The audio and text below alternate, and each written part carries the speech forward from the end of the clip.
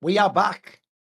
It was indeed true that there would be not just a rotating panel of guests, there would actually be Nymaera every week. So at least, at minimum, now even if they prove me wrong, he was here for a streak of 2. So let's see. Hopefully it continues on. Obviously, last episode, we did a lot of stuff about like LPL and LCK. They're just actually, a lot of the news, by the way, funnily enough, came out right after our episode ended. There's loads of LEC and European news. The joke is, the actual amount of off-season news is all peaked for this episode. League of Legends 2, Fnatic's going to be sold, people are changing brands, people are instantly fucking up said brands. Like, there's a lot for this week. There's a lot we can get into, boys. So I actually think, though, just to warm us up, because obviously each day Nymaera's watching the LPL. It's not the LPL, it's Demacia Cup. It's the Chinese League of Legends region. Actually, we can start there because good news, by the way, they've just also had the first match of BLG, who played without Knight, but they had the rest of the roster, they had Viper, etc. So let's just start there, right? I actually will say, I told you on the last episode, if you look at like the LNG roster, that's not even that bad a roster, mate. In fact, I even did do underdog bets on them in a bunch of the other series, and I was able to get like some nice pay dirt, as it were. Now, look, the one they had here, even with a sub mid laner, you look at that roster at BLG, mate. Like that roster with a sub jungler, sub mid laner looks like it could make the playoffs of the LPL. So, what did you think of the new look BLG? Well, BLG, they have a lot to kind of prove to me in the long term. So if I look at this as a single series, I can say that, Bin looked really good. Xun's come in on good form as well. Those are 2 players which we're obviously going to have a lot of eyes on. The problem with BLG isn't going to be in the short term, it's whether they can keep this up. It's good to me that they came in with some fairly strong drafts. I liked that they were playing the front to back in the right way. I think that they've pivoted very well in the game too to put the Bin on the Ambassador as well and really just threaten 1xN, who is, I think, the heart and soul of this LNG roster.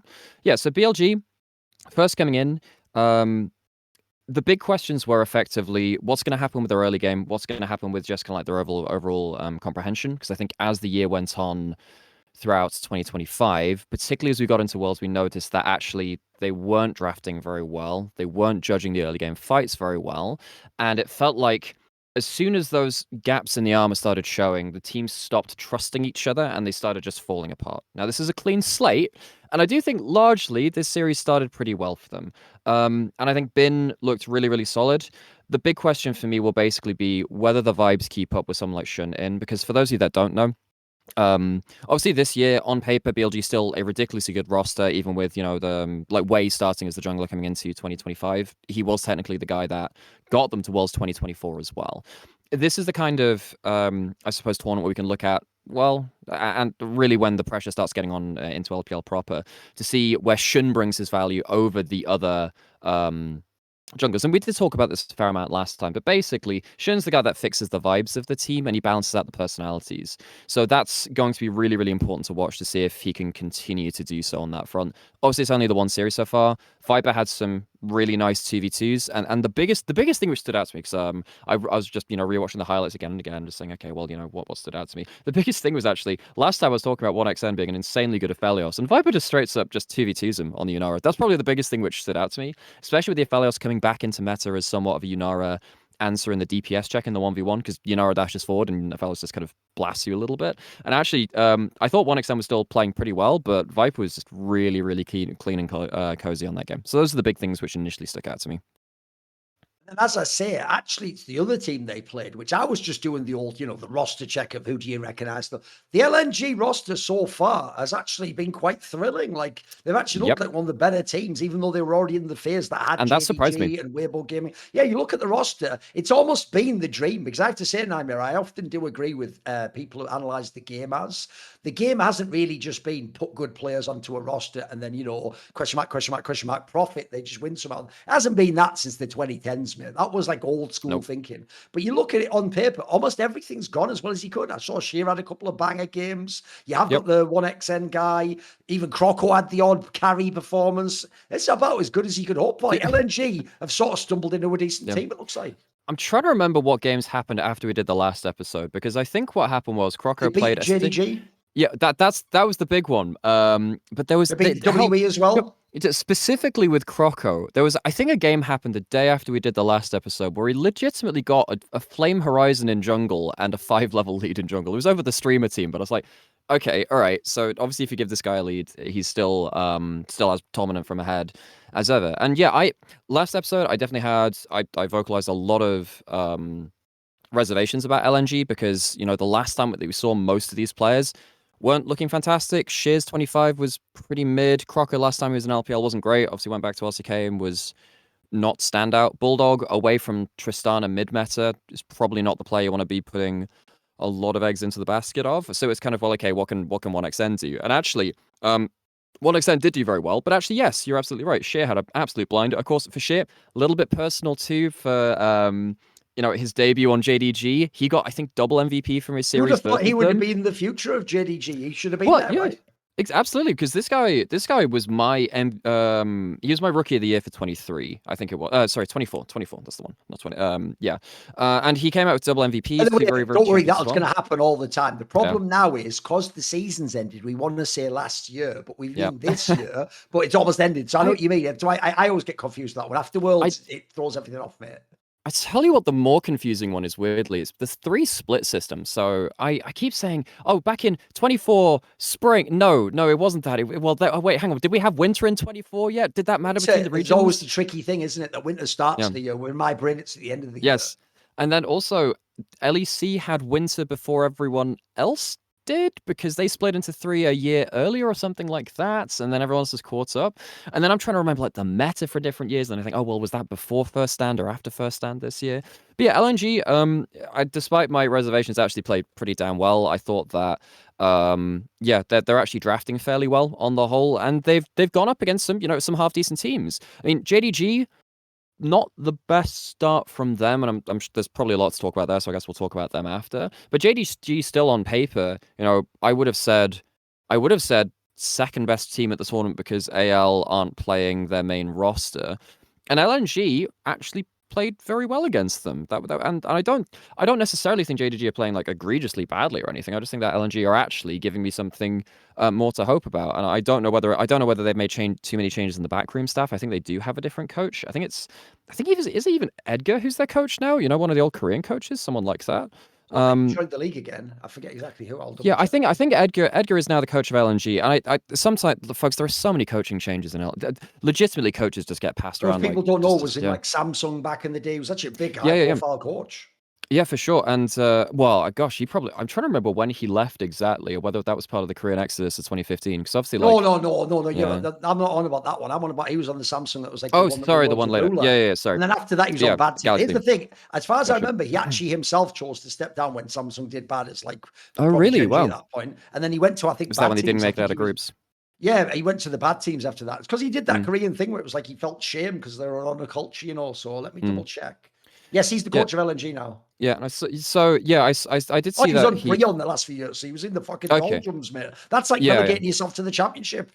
And look, there's a lot of love for that team, but realistically, I did so I was being asked a couple of questions about, well, is the coaching staff going to make a difference? And I thought, well, they haven't really given me much reason to say that they would make a difference right now. But yeah, so first look at LNG. They're probably the team which is, I suppose, surprised me the most, especially because I was considering probably Weibo JDG to just kind of shit stomp everyone else in that group, and that's obviously not been the case. So yeah, I mean, I guess the team which is probably most interesting to talk about, well, I don't know, maybe Weibo, because we talked a lot about Weibo last time.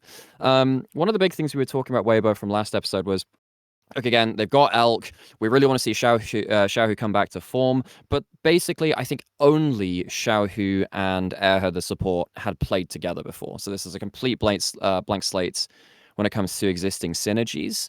So when they went up against JDG, I was sat there thinking, well, okay, realistically, JDG coming in probably as overdogs. They've got more players sticking together. Tabe's coming in, and obviously a very good coach. He'll need some time to get his magic really working, but we expect great things from them. Whereas Weibo, they don't have the synergy really to play yet.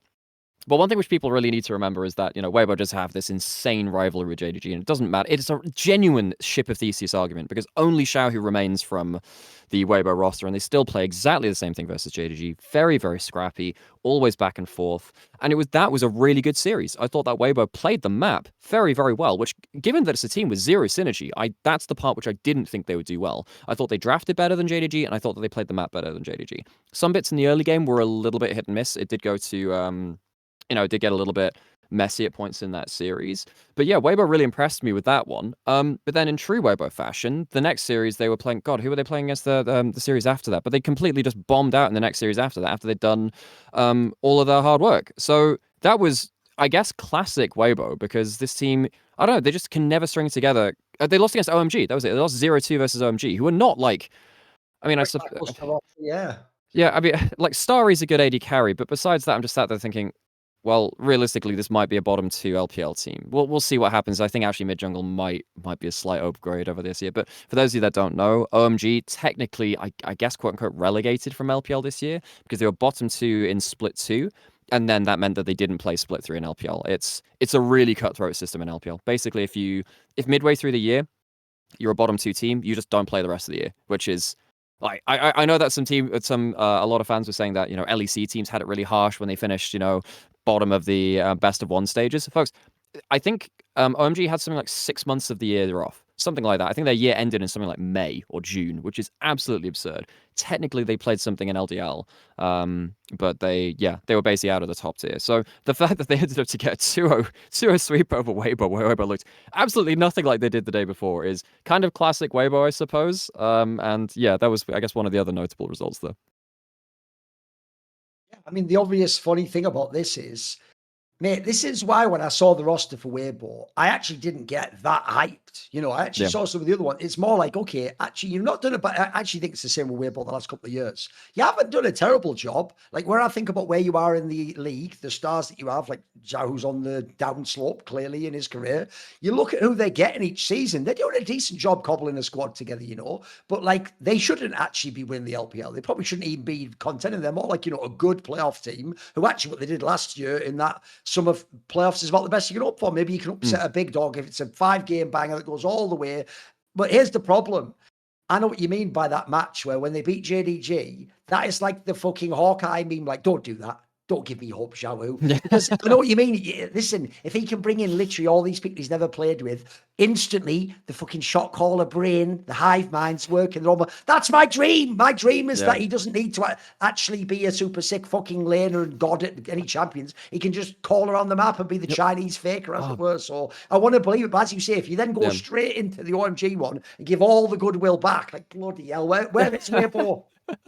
I tell you what, there was a real blast from the past in terms of, you know, you don't have to see Xiaohu being like a laning god or whatever. We did get to see a game of Xiaohu's Syndra, and that to me is always maybe one my of his absolute signatures. Yes, there are 2 champions for Xiaohu, maybe 3, but 2 really, which really kind of catch my eye. There's the Lucian, because he kind of carried that to top lane as well and said, oh fuck it, I'm just going to play in top lane too. Technically, he actually did the same with Syndra as the second champion. You know, that's one of the most successful role swaps in history. And yeah, despite the fact that I don't think Xiaohu will be remembered as a individual duelist or a laning god or something like that. Occasionally he'll come back out to great form on picks like those 2 things. And yeah, so that was really cool to see him pick up the Syndra. Although he did kind of overpush and die for the first blood, which was, you know, also typical. Weirdly, whenever Xiaohu goes back towards lane dominance, I think his team is so surprised by it that no one ever goes and covers his lane. So he just overpushes in and dies in the first few levels of the game. He did that a lot when Lucian mid came back into meta. He did that again here on the Syndra. So I don't know. We'll see if his team's ready for him to go back towards laning and whatever. Weibo to me, go on.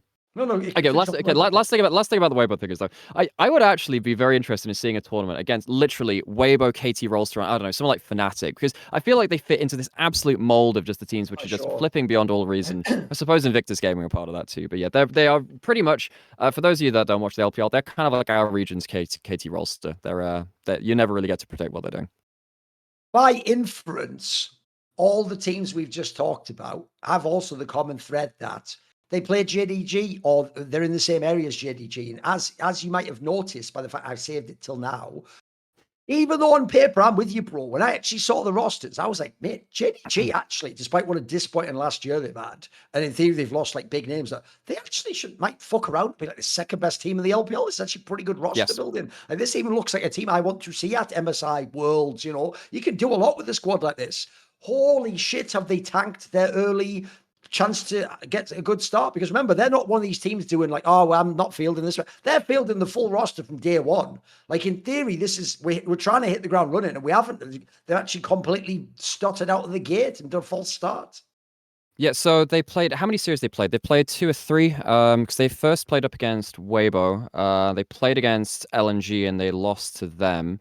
They won 1 and And 2. then, yeah, and then they beat OMG 2-0. So, funnily enough, OMG beat Weibo, then lost to JDG to give us the whole triangle thing going on. But yeah, JDG are a team which I realistically think if they don't get top 3, I think this is a failure of a year for them. I think, well, it depends what happens with top esports later into the year, because there are rumors basically that, so top esports lost Kanavi because Kanavi went over to HLE. So there's rumors that at some point through the year, maybe not for split 1, but later, Tien might join the team and maybe they'll have an uptick of form there, Yeah. because we don't know what's happening with Tien.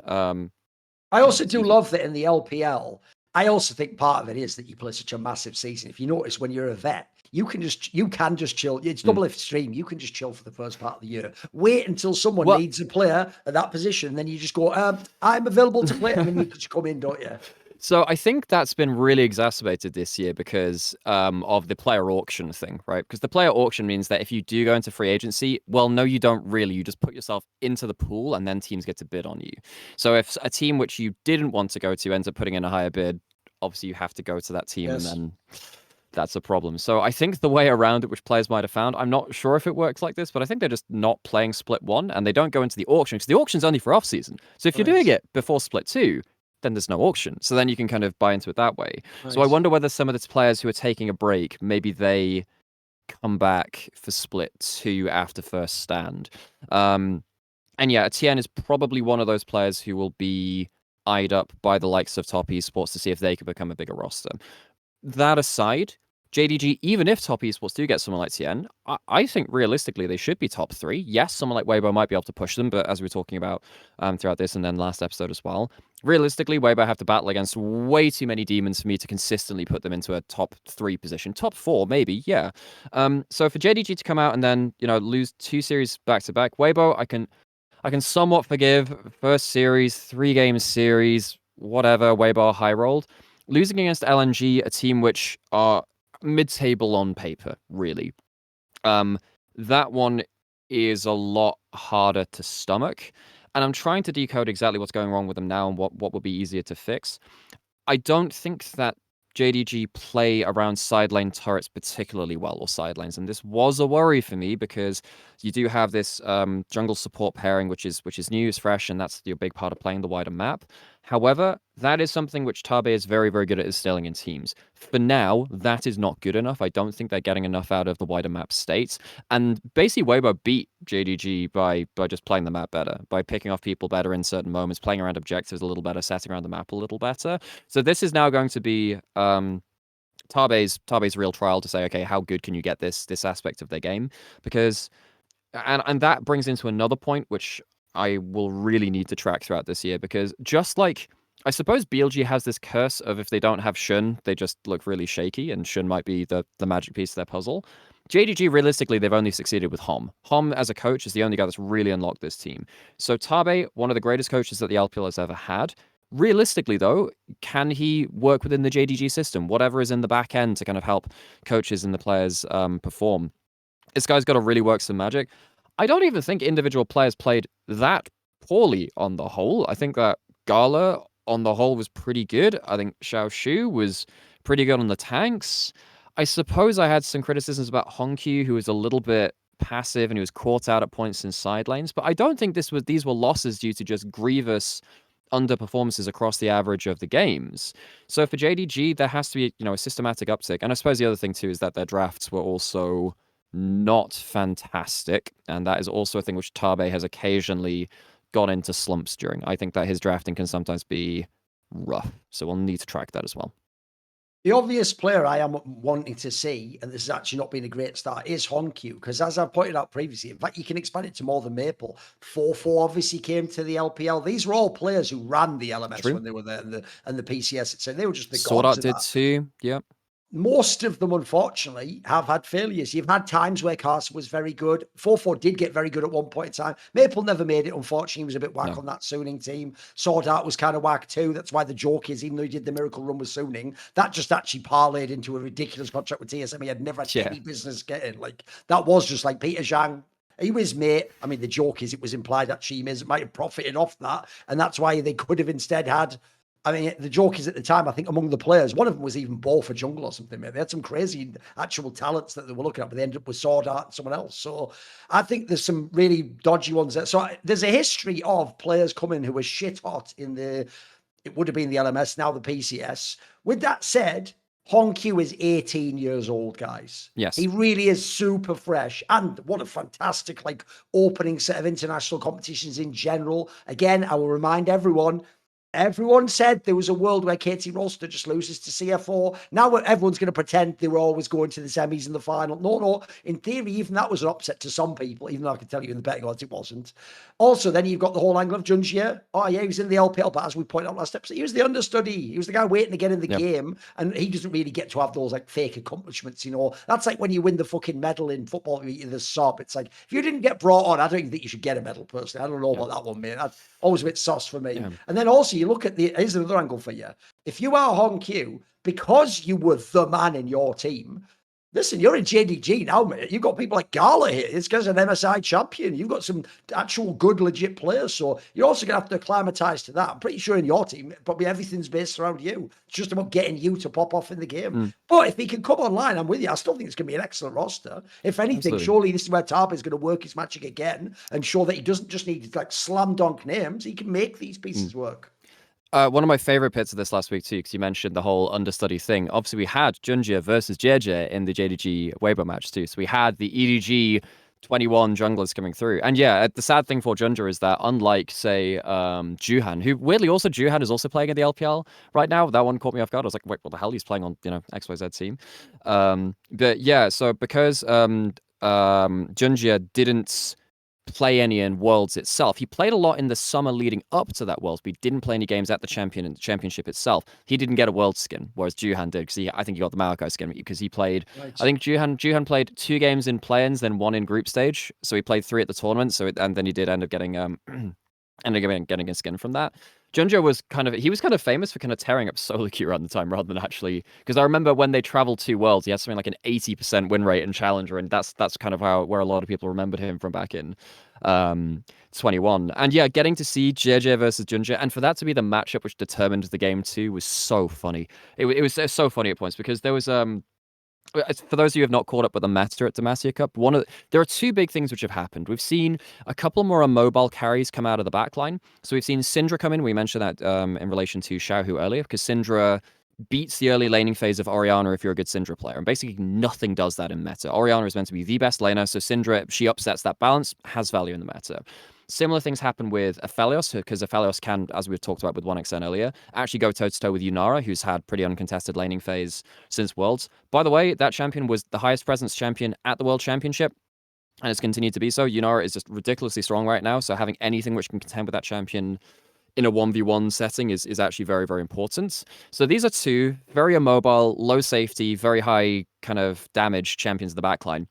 Who better than Malphite to just drop an ult on their heads? We've seen a ton of Malphite jungle come out. And the fact that we had Xayah versus Xun, this all-star jungle world champion matchup, and we have Xayah and fucking Malphite just in the middle of that game. I just find that so funny that we have these very talented junglers going on to the press R button champion. And weirdly, making it actually look quite skilled in terms of the more macro sense of I must blow their flashes before the important fight, and then they can't play after that point. We were seeing eventually at points in this tournament. I don't think it was in that series. There was another one later on. I can't remember who the jungler was. And Malphite literally just walk up and solo kill Aphelios as an AD carry in the backline. And the poor guy just couldn't do anything. So that's been a really fun part of the meta. Which, yeah, I actually do think there are a couple of learnings from this, as long as they keep into the next season, which is going to be a bit all over the place, about stuff like the Malphite jungle actually being good after some of the random champion busts, which could potentially make it into the new year. There you go. Obviously, we did a massive episode last week. It weren't even technically in the LPL. As we go on, we'll do the update. Because we know Nymaera's watching all the games.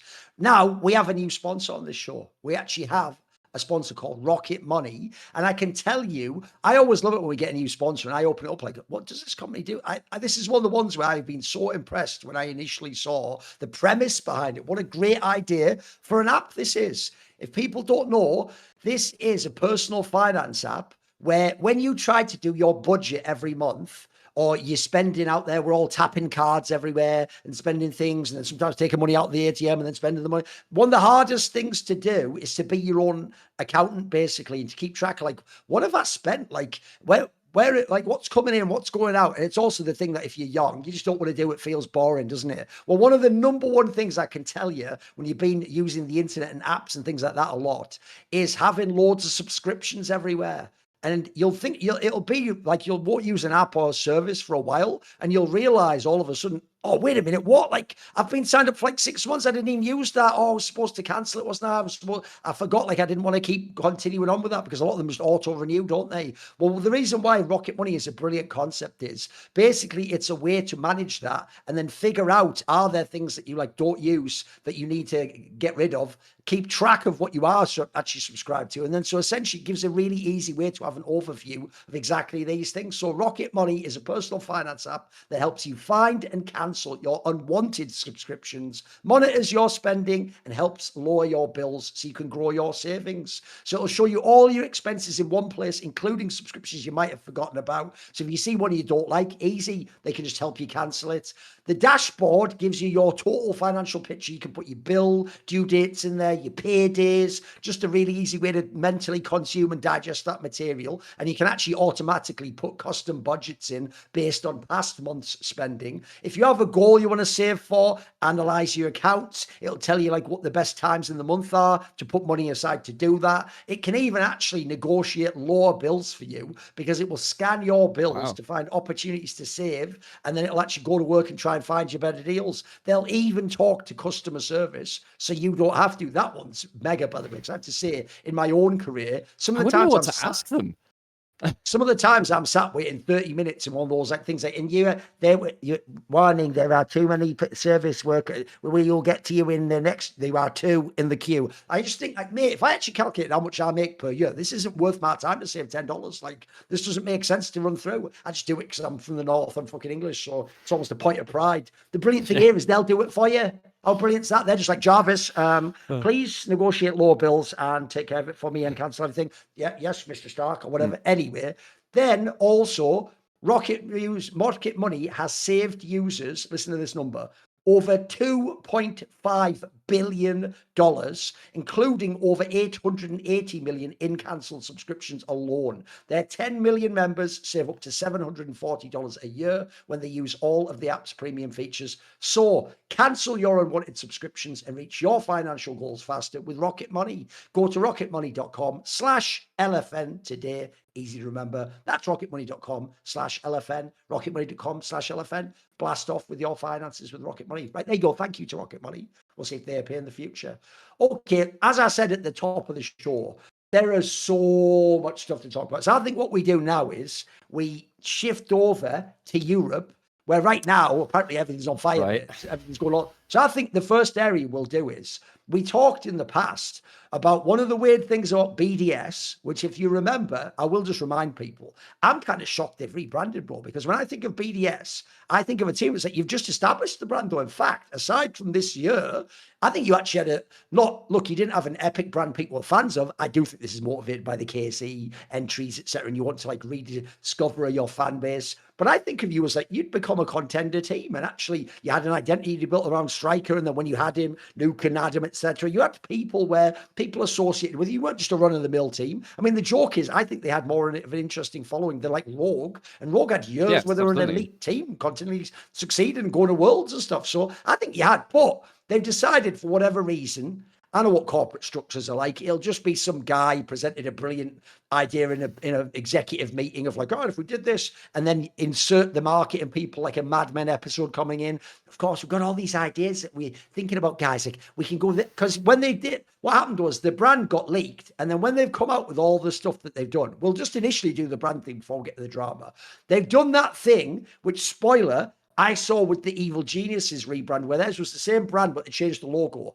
if you ever have to do an explainer of what the logo is, and I don't intuitively get it or think it looks cool, and you have to say basically all the shit that sold you in that meeting with the executives, where where the marketing guy got them to pay like 100K for someone to come up with all this shite, instead of just going, that's cool, we're Shifters, which is the new name, we can get that in a second, they come up with this whole thing, and this part represents the S, and then this is more shit. It's like, mate, what are we talking about here? Like a bit there. That sounded sick for 20 minutes in a meeting because it sounded like synergy. You're using corporate buzzwords, you're just bringing things in. So let me just get the initial thoughts before we get into anything else. If someone tells you BDS has rebranded to Shifters and this is their logo, by the way, they're even really hard selling this where they keep talking about their players and it says previous team, BDS. It's your team, you idiot. It's the same team. So that is almost fake. You're pretending like you transferred or something. So anyway, when you initially see the name Shifters instead of BDS and you see this logo, what was your, I assume you're a person with aesthetic taste. What was your thoughts? I think that they downgraded in terms of, the first thing weirdly was I think they downgraded in terms of color palette. I thought that BDS actually had a really unique color palette. If you're thinking about things that you see just on a glance, I can't think of many teams which had like white and magenta as their colors, and that actually stood out to me. Now this one is what, like kind of darkish purple and whatever. There's nothing which stands out to me in terms of that. The name, I don't really understand what I don't really see the imagery for it just yet. The thing which I was holding on for was, okay, your rebrand got leaked, so you didn't get a choice to do this on your terms. This first announcement about whatever in terms of trying to intellectualize the rebrand in itself, that hasn't given me crazy strong imagery to work with. Now, I don't think BDS had strong imagery because technically BDS was named after the family which kind of funded the project, right? Wasn't it? Wasn't that what they were named after? Could be. Seems that was the case. So I don't think they were losing much in that sense. So I suppose with that in mind, what have you got to lose in terms of the actual imagery that you're losing? But yeah, I'm not particularly grabbed by it. And then, of course, the first thing which everyone grabs onto is, oh, Shitters. That's great. And that'll be spammed everywhere. They even pointed out, if you actually look, a tiny F written in lowercase, turned upside down is a T. So even you could just go, when the F goes down, they become shit. Man, you mean, one thing you never do is walk into a meme, boys. If you don't get it right and you just do an angle and someone comes up with some genius shit, you go, fair play, you got me on that one. You don't willingly walk into one where they can just instant meme you, bro. Yeah. I like giving teams the benefit of the doubt, but this has not been a good first start to it. Now, I think they're a little bit lucky in the fact that, remember, for however long in league history, your tri-code was a tri-code, right? So you could only use 3 letters from your team. So, BDS or TSM, G2 just had 2 or whatever. If Shifters had a tri-code, it would probably have to be SHT, which probably doesn't help them much easier. Jokes like themselves and all. Exactly. So they are very lucky the fact that it's a quad code now, and you can actually have 4 characters. They can put SHFT. That saves them an awful lot. So obviously, the first impression hasn't been great. Now, they're only just now starting to release like some extra videos which maybe can empower the imagery, but getting away, your first impression is so important with rebrands like this. People have to be excited for it, and BDS had a okay local following because they had a lot of success within LFL, and yeah, they were top 4, top 3 team in LEC for a decent chunk of time. No, they were a notable team, and they should have been able to ride and they that almost wave won a split for them. Remember, they were in 5th game of a split final once. Yeah. They've gone 5 games in multiple high pressure playoff scenarios, which in another world wouldn't be crazy to see them winning a split. So yeah, I would have hoped that they would have been able to ride that momentum.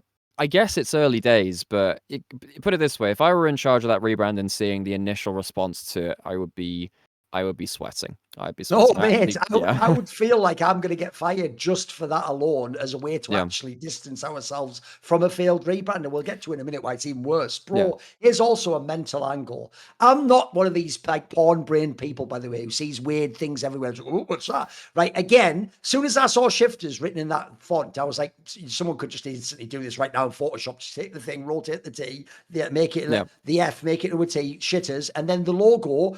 You could very easily see it as an asshole. It looks like a fucking dog's asshole, mate. Yeah. I didn't do that. That's just when it comes. And then, as I say, then your explanation goes like the S letter. The main challenge was to find the right balance between readability and aesthetics. The S needed to evoke the name Shifters. Like, I don't even see an S there initially. That looks like, you know, a shuriken. Oh, by the way, Yeah. one thing it actually makes me think of, this brings me back to my youth, is like the sort of logo you'd have on like a boy's toy. Like, you know, like a fucking, like a robot type thing, or like a fucking or a Beyblade or something. Yeah, it looks just like what that would have been in the 90s or early 2000s, doesn't it? It's that like aesthetic. So I'm actually shocked that this is supposed to contain all these elements that I'm seeing that represent the team. It's like, I don't get that. Again, to me, the main thing has to be the instant intuitive feel of like, oh, I get it. I get what that is, you know? Exactly. Yeah, there's because it's a rule of thumb within concept artists where, funnily enough, there's tangent on this. George Lucas was really good at this. Where when he was when he got concept artists to work on things for Star Wars, he basically said, "Draw me 100 ships, and I'm going to walk into the room. I'm going to spend 3 seconds looking at each one, and either give it a tick or a cross, and I have to tell which way it flies and where the person sits, and vaguely what it does." That's a great idea. Yeah, which is great. You know, to be honest, I mean, let's be honest. You don't want to be spending time explaining something which should be taken at a glance. And yeah, the problem I have with this logo from Shifters is that, for me, yeah, it evokes either, and in large scale, it reminds me like a Project Z shuriken, I suppose, like that. It's got some, it looks fairly angular, but yeah, I'm yet to be convinced about how it's going to be, what it stands for. I suppose the next stage is seeing how it works on stuff like the merchandise or in any kind of, because often you have like the logos are animated if you have them in a video. Like, for instance, I actually quite like the LEC crown when it kind of spins in. It's actually quite Premier League that way, when the way that it kind of spins in. So the way that you use the assets is quite important like that. But yeah, the problem is within 3 seconds, you tell me, you can see for it yourselves. It doesn't stick with me. It's not that memorable. So they will now, the next stage is, can they use it in a way beyond just the flat image? Because this is not necessarily sticking out in a way. So, you know, also, it's not really invoking much imagery. When you come with a name, again, it's why I just asked what your initial thought was. I do think also with a name, it has to be, there's 2 ways you do names. I've come up with all the names for my shows pretty much. It either has to be evocative of something that you do want to represent, or in an ideal world, you go the other way and it's just unique. Nothing like that exists. I genuinely don't know. This is where I feel like it's like through the prism of language, something was lost from English to whatever language they're doing. Because, bro, Shifters, again, I'm from England. That sounds like a working class moving apartments company that comes and just gets the sofa and the set. It doesn't sound like some cool sports team. I still don't even really understand, because it's not explained in that like logo. What is a shifter? The best you're getting is like a werewolf. That's the best that you're getting there. And, at least then do like a werewolf logo, or you know, a man turning into a beast. You could do all fucking images. They haven't done that. I don't know what a shifter is. By the way, and that also ties in the are you ready? It's my youth, 1980s. The Shifters. They could turn from ordinary men into the greatest video game players ever. All fucking shurikens flying over. Listen, that sounds cool. You haven't even done any of that. It's just do you think they'd have like do you reckon they'd have a Power Rangers transformation? Like they all suit up and everything. The mighty morphing Shifters. Well, hell, I mean, they sold a lot of, basically the Power Rangers existed to sell Hasbro the plastic watch toys. That see, great there. You know, better business model than various esports teams you could think of. And I'm actually, when I first heard the name Shifters, we hadn't seen the logo, because of course we only heard the name Shifters from the leaks. And I was wondering, you know, what are they going to do with that? Is it going to be, you know, something kind of like one thing turning into another and kind of like, something weirdly werewolf? Do I think it would work? Well, it's not obvious for esports, but surely they can make something work with that. And the logo, it doesn't relate to that. So it's not coherent. It's not coherent. And at least with something like G2, I mean, would I relate a name like G2 with a samurai? No, but because they've made the face, face plate out of it, it works. And again, I can tell on a glance. And they just used the fact that they're cool as an org and successful to make that suddenly seem cool. And I do actually agree. On the way out, there's actually 2 classic examples of this. One is G2, because it's like, but you never even early on played into the samurai. I think, like, what is that? And then the other one is famously, I know it's triggered the fuck out of Monty if somebody cares about design. The worst one ever is Immortals. And then you remember the Immortals are the Persians, and then you use the Greek fucking helmet. Like, that is actually, that's nightmare fuel for people in design school. Like, you just fuck. And that by the way, since I know Immortals was mega funny, you'll have spent loads of money on that too. has reminded me of a team which I used to cast a while ago. Because yeah, they weren't like that relevant, but Sengoku Gaming in LJL had like a full on samurai logo with like, it was kind of like a pirate grin samurai logo. Awesome. That was like, and that reminded, and they. It just reminds me of a better time in esports design early on, where teams were not afraid to do weird shit. Like another team that I'm reminded of is like Rascal Jester, which is again like this whole Jester face thing, which has really stood out over time.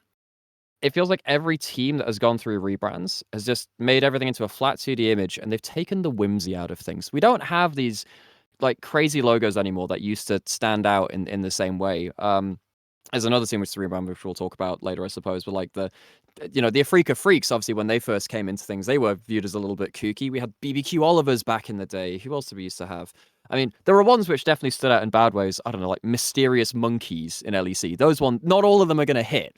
But I do kind of miss that era of esports where teams weren't afraid to kind of stray away from kind of corporate norms, because I don't want to see every team with just like a stylized G or like a single letter as a logo, which kind of, yeah, it feels like every tech company has gone into. I want to be able to somewhat tell that your team is an esports team, not just ripping off the Razer school of aesthetics, which, let's be honest, tech companies which are in that space do that better than you. Stand out as an esports team. I don't really want to see these kind of very simple, flat vector graphics like that. Vector graphics, so that's a separate thing. But yeah, I think that designs have increasingly become more flat and just less characterful than they were before, which makes it, yeah, I don't know. I feel like we've lost a little bit of whimsy in the design in some esports logos.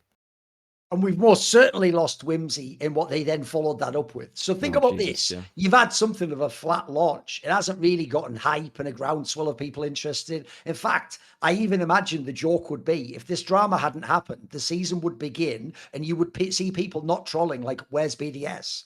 And then it'd be, oh, it's that Shifters. Oh, right, what the fuck? Okay, they're Shifters. Okay. And you'd have to like mentally get shifted into the fucking mindset of thinking about Shifters. Then you've done what I think is one of the craziest own goal, unforced error, like trip on a rake and slam it into your own face level ints I've ever seen from a brand that's only just done the rebrand, which is they let some social media admin that works on their Twitter do a meme that directly is a reference to the release of the Epstein's files, which, remember, are the notion that at a minimum, powerful people like politicians and celebrities were flying to an island to engage in either like illicit sex with potentially people who might have been enslaved. And there's even an implication potentially they might have legally been underage, and that this then also might have been used for blackmail purposes to leverage political power in the world. Now, one of the things about this aspect is obviously when these files got released after many, many years of hype, a lot of it's redacted. A lot of things are literally just blacked out, and certain pages you just get almost nothing of it. Some of them have photos on and stuff, So they've taken as a meme the idea they've just released their brand, and they're gonna have some announcement videos coming, presumably again, probably announcing all the players and strikers signed against it. So you've taken what should be a slam dunk, by the way. Hey, we're gonna announce some cool stuff coming soon. Announcement, the old classic in esports, and somehow you've actually managed to tie it with. Listen, I'm not a massive fucking prude or anything, but I think one of the most inappropriate, like big moment, topical things right now. Essentially, if you put it this way. We sometimes have ads that'll literally say stuff like, please don't use certain types of language in the ad. If you were going to tell someone doing social media on a rebrand, here's the categories to never tie our brand to. You've just ding, ding, ding, ding, ding. You've just hit 777 jackpot instantly. And you've done it immediately after you've done the rebrand. Like my joke is, when's the next rebrand? Because I'd be trying to get the fuck away from that ASAP. And look, here's the other classic move. You've deleted the tweet. Are you new to the internet? Everyone has that screenshot. Yep. I got sent that screenshot myself within minutes of the thing happening. I wouldn't have even seen that announcement. So what are your thoughts on this Nymaera? I just have no idea what was going through their heads. This is, to me, a story of how social media has just become following trends of whatever's happening on the internet. And yes. I think that social media managers, I think you can tell the good ones and the bad ones based on how much they actually dissect why the trends work and whether it is applicable to you. I think that some teams have pushed the boundaries in terms of what is socially acceptable on their own platforms and stuff. Because you remember, God, probably before the era of G2, actually. Teams were actually very kind of corporate. Maybe they'd be a little bit jokey at points, but you'd expect them to be fairly faceless, posting some highlights and being fairly impersonal. And then at some point, I would have said, 2016, 17, 18 or whatever, maybe a little bit later than that. Teams started to amp up in terms of, well, let's actually get like a personal connection with the community and start to be a little bit more edgy. Obviously, G2 would make jokes about other teams at their expense, which actually not all teams would do that in the same way. And you go towards a couple of years and every team's done that now because they've realized that gets some very good engagements. And I think just in general on the internet, like the Epstein files have become weirdly some kind of like, folks, there are things which are like joking matters, maybe not devaluing what could be one of the, most destructive, widespread kind of scandals of ever in terms of this recent era or ever. Maybe that's something which we kind of don't devalue in that way, I just don't get how someone who's in charge of, who's pressing the button on that tweet button doesn't think, hang on, how could this be taken badly?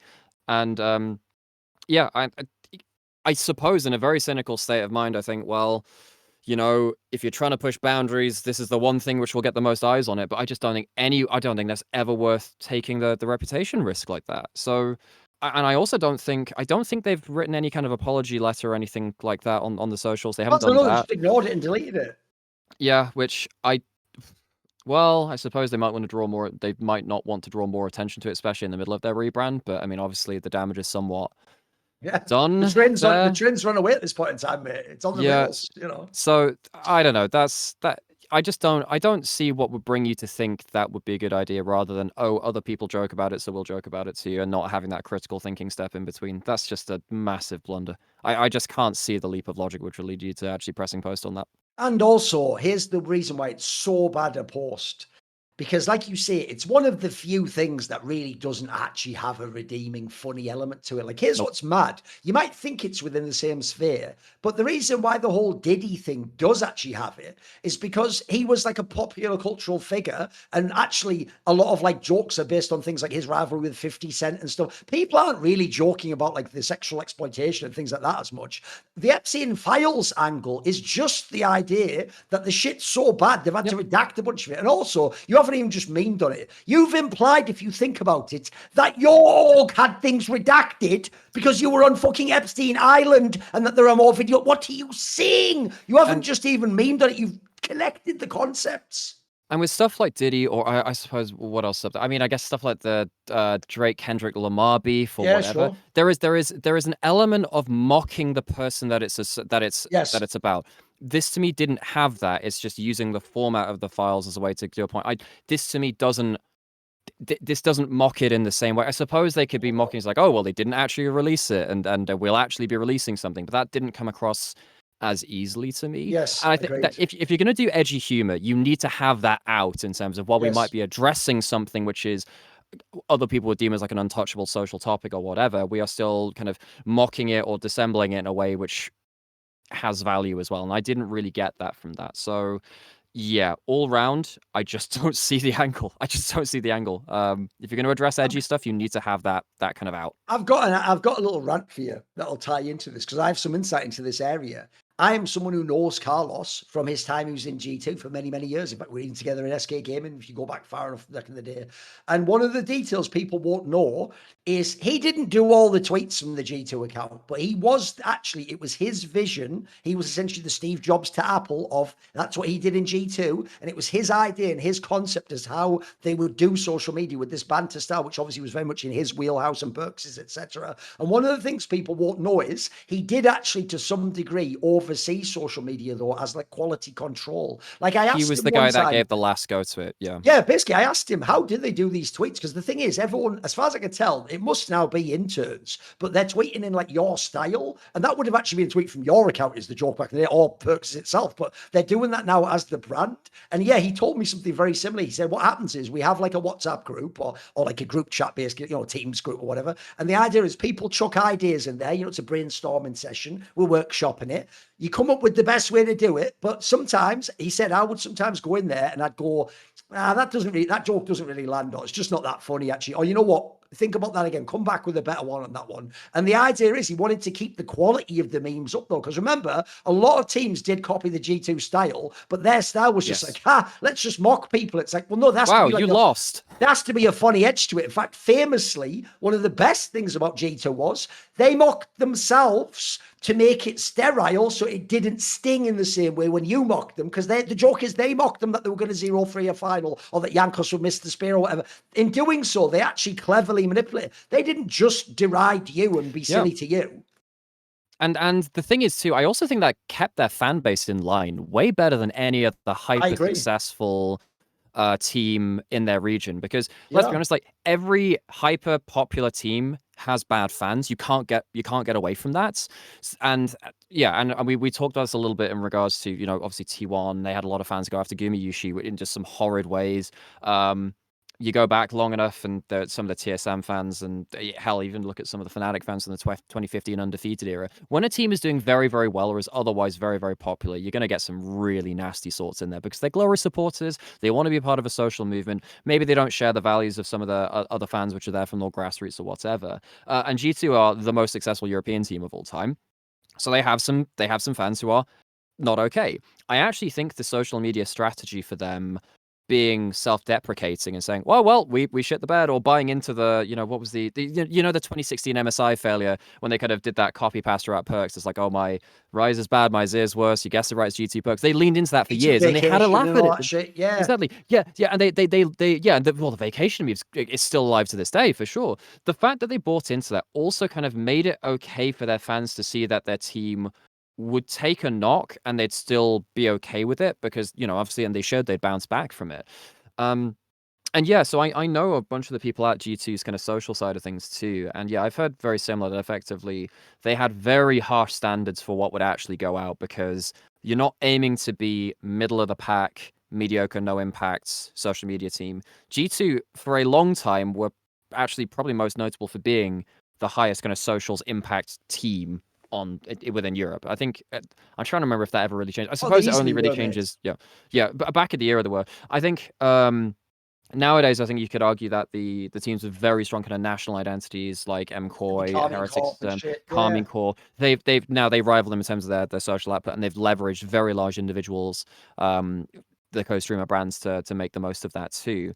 But G2 did that in quite a different way because they've done that now in a multinational way. They're one of the very few teams in Europe which I think can do that. Regardless of where you are in Europe, it's somewhat of a home territory for them because they always have fans there. If you ever travel to events, you travel anywhere, G2 is a very likely team to be supported. And a lot of that is due to the way that they've handled their socials and the way that they built their community. So I can understand why they had harsh standards for that part of their business. It's even why when Carlos was there, I've often pointed out, if we're going to do the like Egyptian weighing of the soul and deeds against like your, one thing you have to, if you think he's a sexist for a period in a video with someone, then go ahead and mention the things on the other side of the ledger. Like he did make the G2 Goals and like female Valorant and CS project that, by the way, he essentially got them to do the same trash talk style and it made them enormous within female gaming. In fact, people have even said that team was one of the reasons why leagues became formed and it became a bigger thing, and you might never have had things like game changers if that wasn't the case. This was back when you not only didn't make money, people weren't actually particularly even good at marketing women's teams. I've even often pointed this out. In the early days of esports, has anyone been good at marketing them? Really this is the point. In the early days of esports, people could market women. They just cynically did the 80s sex sells angle, and just like there was like famously like a Russian team that just had all Vivictus, They were no, I mean like one in CS back in the day. There was one where they literally did a photo shoot that was like a Maxim magazine type photo shoot. Mate, it was crazy. They were in like skimpies and listen, they were beautiful women. But I remember thinking like, but they don't play the game though, bro. That's like, not what they're here for. That's and that angle obviously doesn't fly now and doesn't play, and people don't want to be involved. In fact, they would consider it exploitative. So actually, that aspect, this is the point. I think G2 mastered that. But even them, the best ones at doing it that had people trained as disciples of Carlos, as we're pointing out, there was a safety mechanism. There was someone at the end to go, actually, that shit, just fucking that. We're better than that. Put that away. The insane thing to me is this. I get the vibe from this there was no safety mechanism. This is the one thing I'm going to rant about. In the modern day, because people think, oh, it's a fast-moving media world with a fluid, so they think actually the best thing you can do is be like the anonymous account that just does the meme, and then you know how it is. Wow, this one banged. Wow, this one went viral. The point is, you can take a million shots as an anonymous person. You're just going for the banger. The problem I always have is this.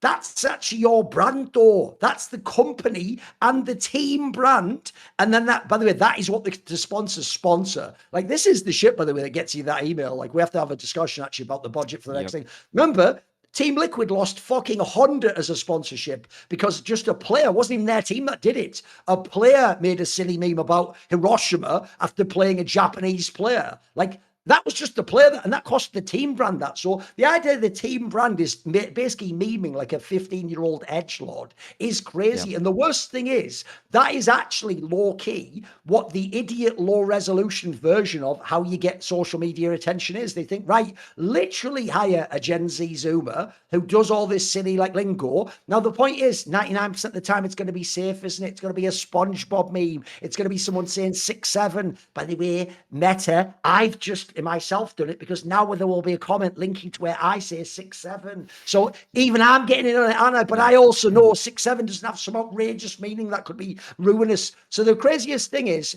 these accounts basically meme like an individual, but they've got the whole orgs health on the line. I've actually had this happen in Counter-Strike. I've had it happen in Counter-Strike where team orgs like to banter each other. So I would banter them back, but I'm an individual, bro. I don't even work the events anymore. And sometimes they would try and make outrageous comments to me, right? And they either would just like cross the line, or even better, if I beat them, they do the classic, just block my account so I can't tweet them anymore. And it's like, what are we doing here? So I'm now blocked by an actual pro team and can't quote tweet your tweets in theory, or retweet them, by the way. I have a massive account because your memester acted like it was his personal account and his butthurt that I made a joke back and I won that one. So to me, the crazy thing here is the idea, basically, this is almost like some actual boomer CEO thinking. It's like, right, give my grandson a gig. He knows about Roblox and the internet.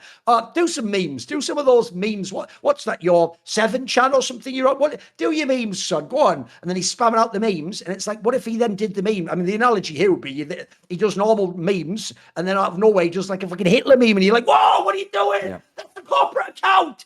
Give it back here. Give it back the control. What are we doing? And again, as I say, bro, this would be bad for a normal team. You just did the rebrand, and the rebrand wasn't. This is your successful. first impression. This is your first impression. And like adding on to that too, I mean, this is the assumption is that, you know, you give the keys to the account to someone who's, you know, got their own account which is doing all right or whatever, and just assume that they'll be able to consistently be able to get these numbers for one, and do it across multiple platforms too. You know, like anyone who's in our space working on content creation has done work on various different social media, and every single social media has its own kind of language, it has its own kind of algorithm, it has its own kind of game. Effectively, stuff that works on Twitter will not work on Instagram, will not work on Reddit, will not work on TikTok, on YouTube, or Instagram Reels, or whatever, because they're all slightly different there too.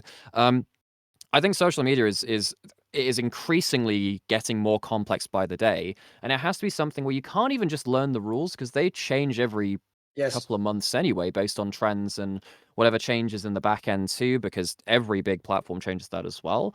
And I would say, you know, I've somewhat cracked some algorithms for some platforms at points, but even then I wouldn't say I consistently get all that stuff done. So to consider, you know, someone like myself, where a lot of my job and my brand comes around socials, I probably wouldn't be able to handle you know, a big account like that in the way that would actually be acceptable for an LEC team. I can understand wanting to just be like, okay, let's just get something rolling, hopefully they know what they're doing, maybe we get lucky with it. But for a rebrand, you would very much hope that they'd be putting more into it than that. And I would assume that they have got more into it than that. And, you know, before in the past, BDS actually had very good socials in the past, and they have very good community management.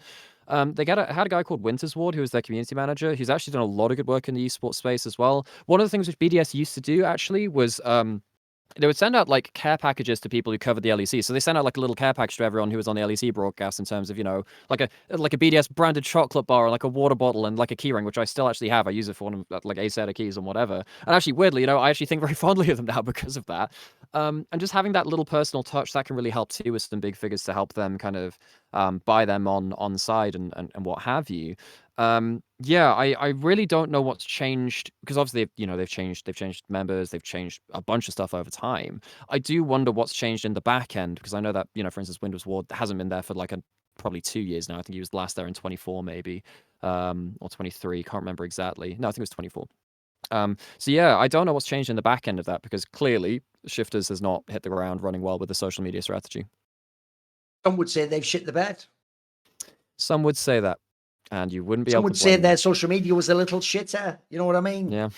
But anyway, one last thing to say as well as this. The other reason why I'm not as big a fan of the, like, we didn't workshop this, it isn't like someone smart created, it's just someone taking, the, like you said, the current meme that is all over Twitter especially, and spamming it. Like, everyone think of some of the past ones.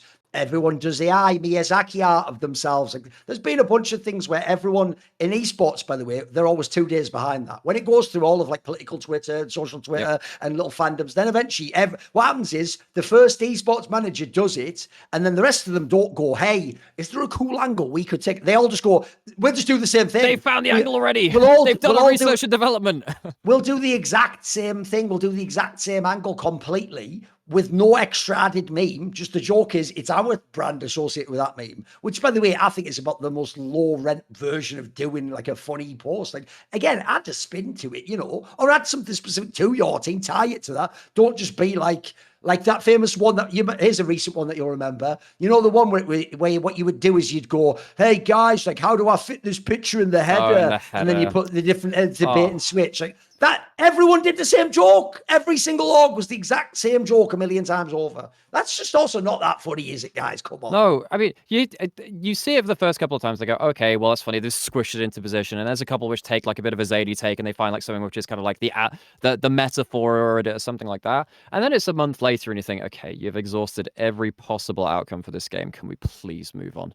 Like, there's always something new to start tweeting about. This has very much run its course. And yeah, I think timeliness in social media is obviously a huge thing.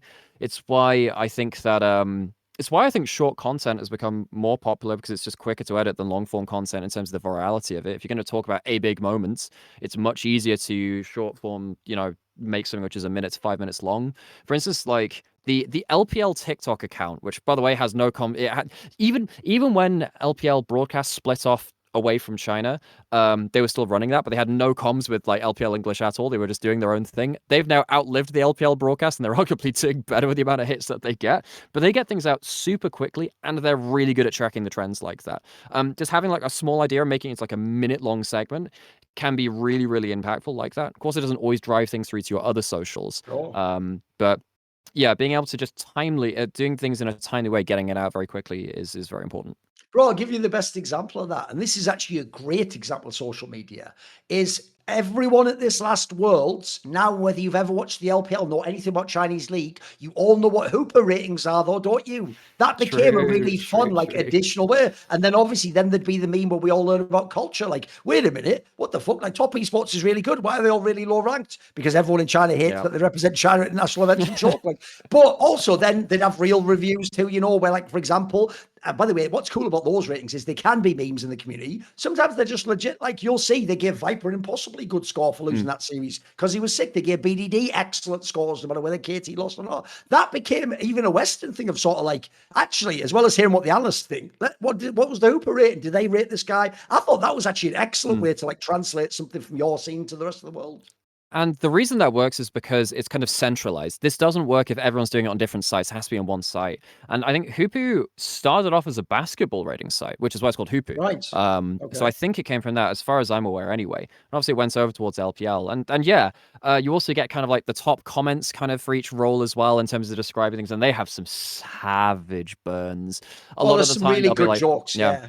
I actually can't remember off the top of my head, many off the top of my head, but they'll have something which is kind of referring to these old memes, or they'll have like a pun on someone's name or a certain moment. But this way, a classic style of joke would be they themselves would have done a way better version of the joke we all make. So the JDG lineup that lost with Knight and Kanavi to Fakers T1.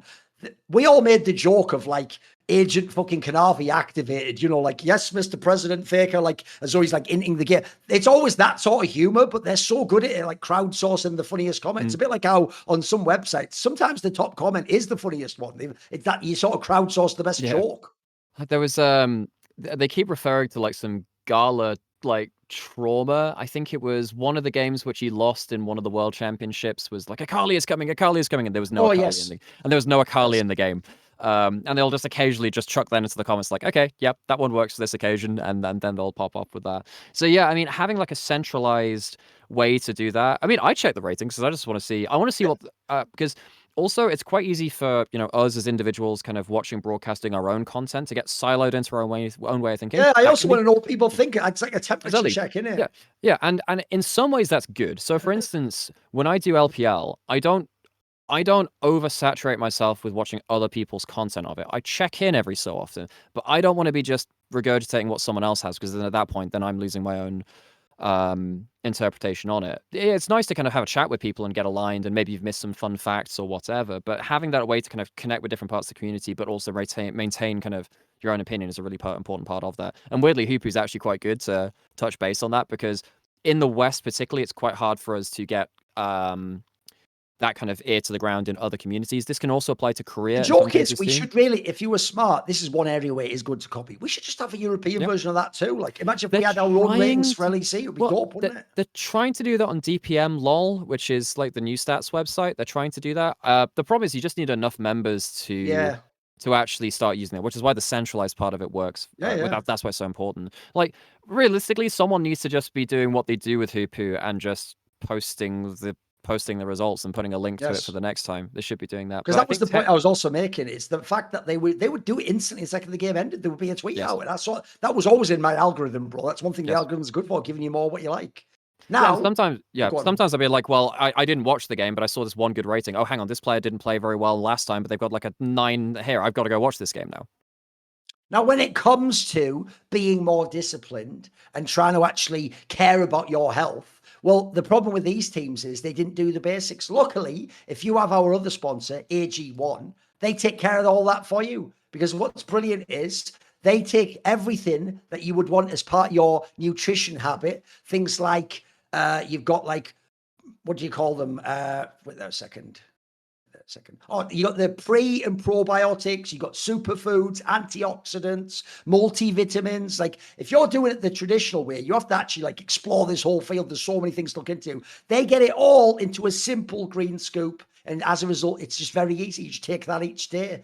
And you've got the whole different seasons changing. It's getting colder now. People might need some immune boosting for their health, etc. Maybe they're traveling. Maybe you've got people visiting you, etc. You never know what's going to happen. You're making good family gatherings for the holidays, etc. So in this case, why not actually have your immune health taken care of? And then you've also got more vitamins, more minerals than ever, clinically shown to fill common nutrient gaps, because actually people don't know, because actually we've changed all of our diets over the years and we eat all these different foods from shops. People don't tend to keep track of like, am I getting enough of this vitamin or this one, or is what actually I'm feeling in my life a sign of deficiency in this other area here? So this is one of the ways that just makes it really easy to have a daily health habit that you can start before the new year even begins. So if you use my link, you'll get the newest formula and the best price for AG1 Next Gen now.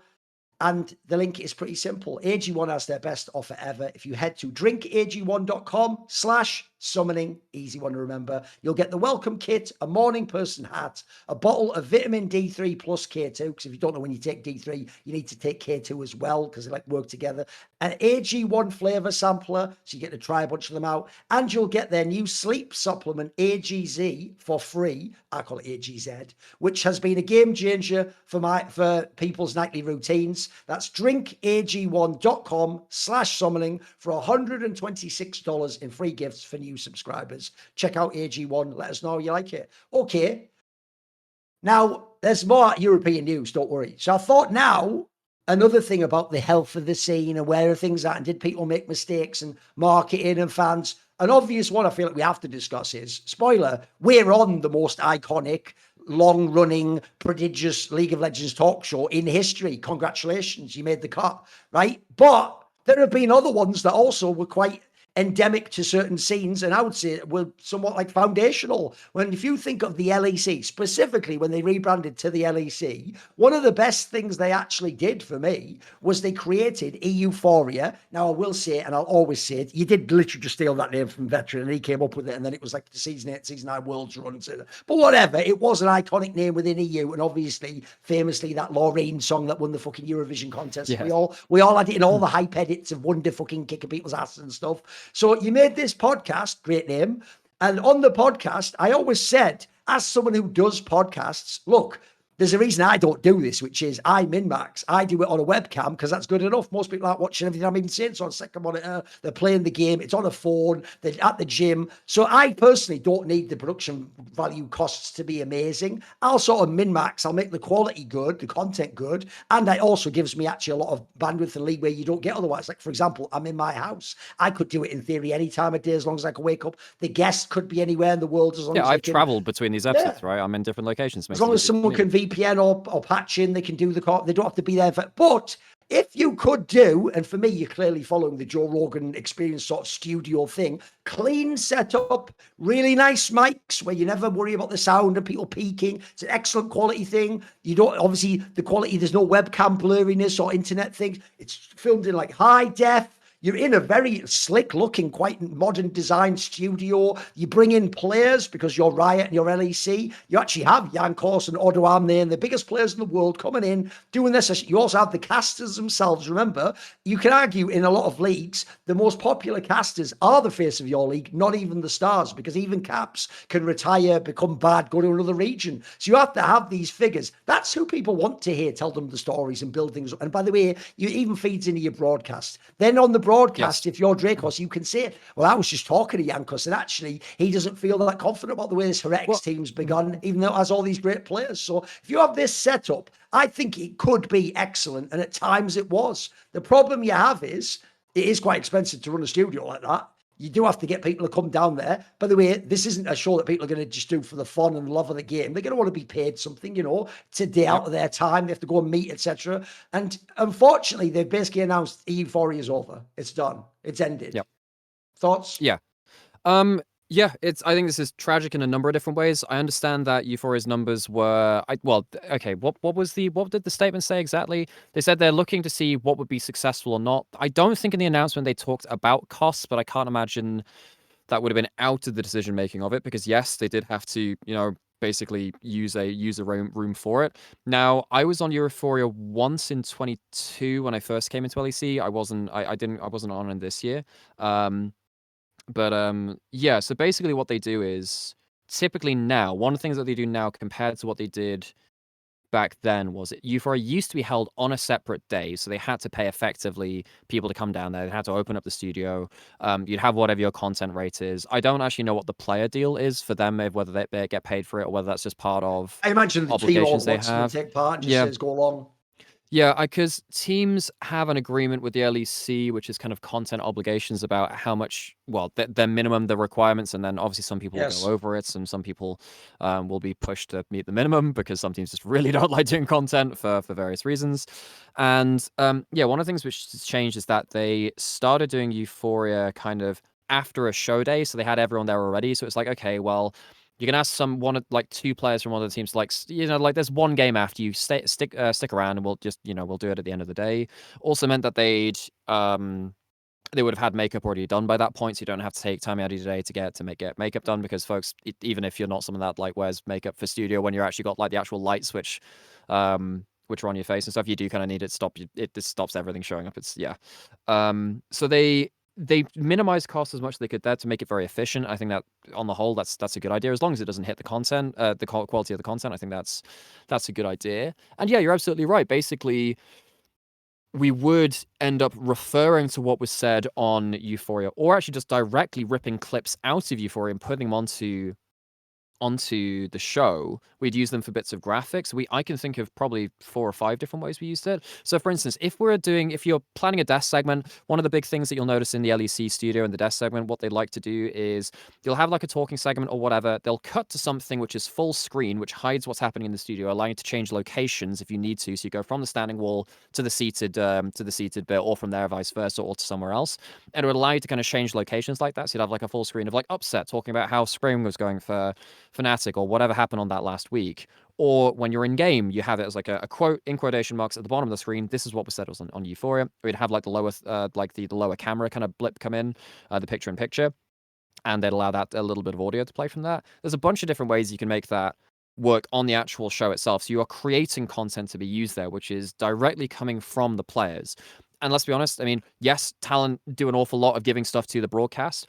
Typically, and this goes for almost every show, typically you will always prefer to have something that a player or a coach has said. You always want someone with that team saying something. You don't want just the talent saying things. And often, I think some of the fatigue of talent-driven content, which happened over COVID, really happened because players didn't, well, they couldn't come in because of various kind of COVID restrictions or whatever, or just failure to like be available to put out the content. Stuff like the Euphoria was really, really good for giving us that extra kind of backdrop and extra kind of fallback to say we have something to be said from players. I think it's really, really sad that we've lost that from that part. I think it actually will hurt some of that content. I don't know whether they'll create something else to fill the gap of that. I'm not sure if they've got anything planned, but building up a brand from zero, very difficult. I mean, Euphoria was advertised in the league client for years. You know, it's like on the latest episode with blah blah blah, and that changed with the different co-hosts because Dracos has been there for the entire time. But you know, they had DeFisher, they had Foscurin, they had Cadril, Vedius has been on at points. Dagda was the last co-host as well, coming over this time, and yeah. That has built up a following over time. Yes, the numbers were not as good this year as they were before, and if the numbers were good, it was typically because something quote unquote controversial had been said in the episode, which realistically wasn't. It was just a fan base getting annoyed at something, really. And I can understand that they don't want to put. Yeah, maybe they think that there's no way for them to revolutionize this product if they've already met its endpoint, but I think it's actually hit the capability of the broadcast, unless they have a stopgap. I'd imagine they have something being put in place there, but it's going to be really hard to build up to a brand to match Euphoria again. Yeah, here's the thing. As someone who, spoiler, works for and owns a company that makes podcasts, including in League of Legends, like Summoning Insight and Best Damn League Show and Power Spike and all that jazz, the numbers is obviously another reason they've done this. There'll be another reason we'll get to in a second that it will be a meta speculation. But if you look, if you're going to have talent come down, as we said there, look, maybe it's baked into their contracts, but if they're smart, they get paid like half a day rate or something like that for doing it, or it's somehow I believe that's the part of case. their Yeah. job. Then you've got, again, players, look, our teams will provide them because they're necessary. But it's the client part people are going to miss, right? If you look at shows, like when I did this show with Monte Cristo, it averaged 40 to 50K views an episode. And we never had a player on. It was just me and Monty. And in theory, we're supposed to both be washed, I'm told all the time. And we weren't in the fucking Riot client, mate. Like, you're literally inside of the thing where when I open it up to play the game, remember, people listen to podcasts while playing. I might see, hey, new episode. If I'm in Europe, I might click that and then listen. So the idea, if you go and look at the numbers drop, it is fucking crazy. Like, if you go back a year ago, oh, you're getting episodes with 90K views, 60K views, 80K views, 70. Then you go back further. There was one where it was 175K views. You go back 100K views. Now you look at the last year, holy shit, it has dropped. It's like 30K, almost never gets 40K, but you have literally episodes in the 10K, 15K, 17K. And that's, by the way, with the biggest guests. The best players in Europe, the champions of Europe, the people who have the massive fan bases where the other content elsewhere on streams and TikToks popping off. Part of this too,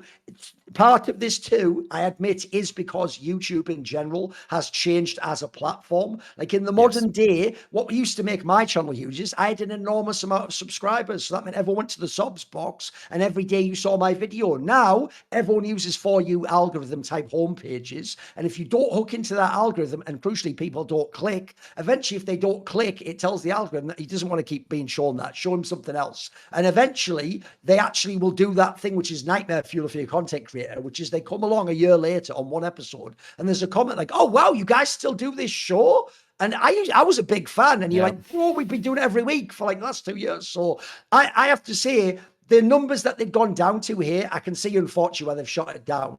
Like, it probably just doesn't make sense to do with all the costs associated. It's also like it takes your time, etc. So I think it's kind of sad, because one thing I will never want in this scene as someone who's a content creator is I want as much content as possible to exist. I actually think we should exactly have open competition. And like, there isn't a show that Dracos is on. So I might like some of the insight with Monty or with you or Yamartka, but maybe Dracos has an interesting angle, or maybe remember, he's actually a guy because he's quite a social guy. He'll become friends with some of the players. Maybe he actually knows that player and can draw something out of him in an interview that I don't, because I just know him as like an internet acquaintance, or I know of him from the LEC. So in general, I want as many perspectives, as many different content angles as we have in the space.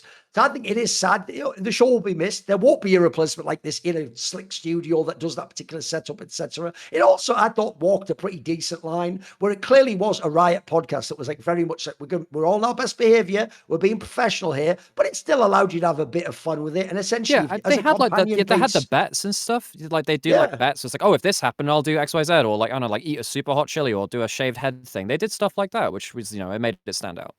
As like an official companion piece to the LEC, I thought it was pretty cool. I thought it worked actually well. And if you ever wanted edgier stuff, that's what LFN's for. That's what other shows out there. That's what each of the regional scene podcasts is for. Like the one Law does, where I can tell you, if you know French, way spicier than anything on the LEC. Which brings me now to the final reason, which I think was the nail in the coffin. The rest of it, look, the views had the coffin ready. They were in the coffin. Then you had the way that interest just fell off a little bit. But I'll tell you what I think put the nail in, which is, if you don't have that many viewers, if you're not getting into, here's the thing, right? I'll give you an analogy. I did a video, let's say this year, Nymaera, that has over 300,000 views. Now, look, it has thousands of negative comments. I think 6,000 negative comments on it. But you know what? 6,000 downvotes, 300,000 upvotes in views. I'll take that ratio any day of the week. But imagine if the show had been 18K views and then had 6,000 negative comments, right? I'm not saying that's how many comments there are, but put it this way. This show had become a victim of the new fan ambience of the LEC, which is these not just rivalries, I would say like these drama bombs that are around regional fan bases, the KC fans, the MCOI fans.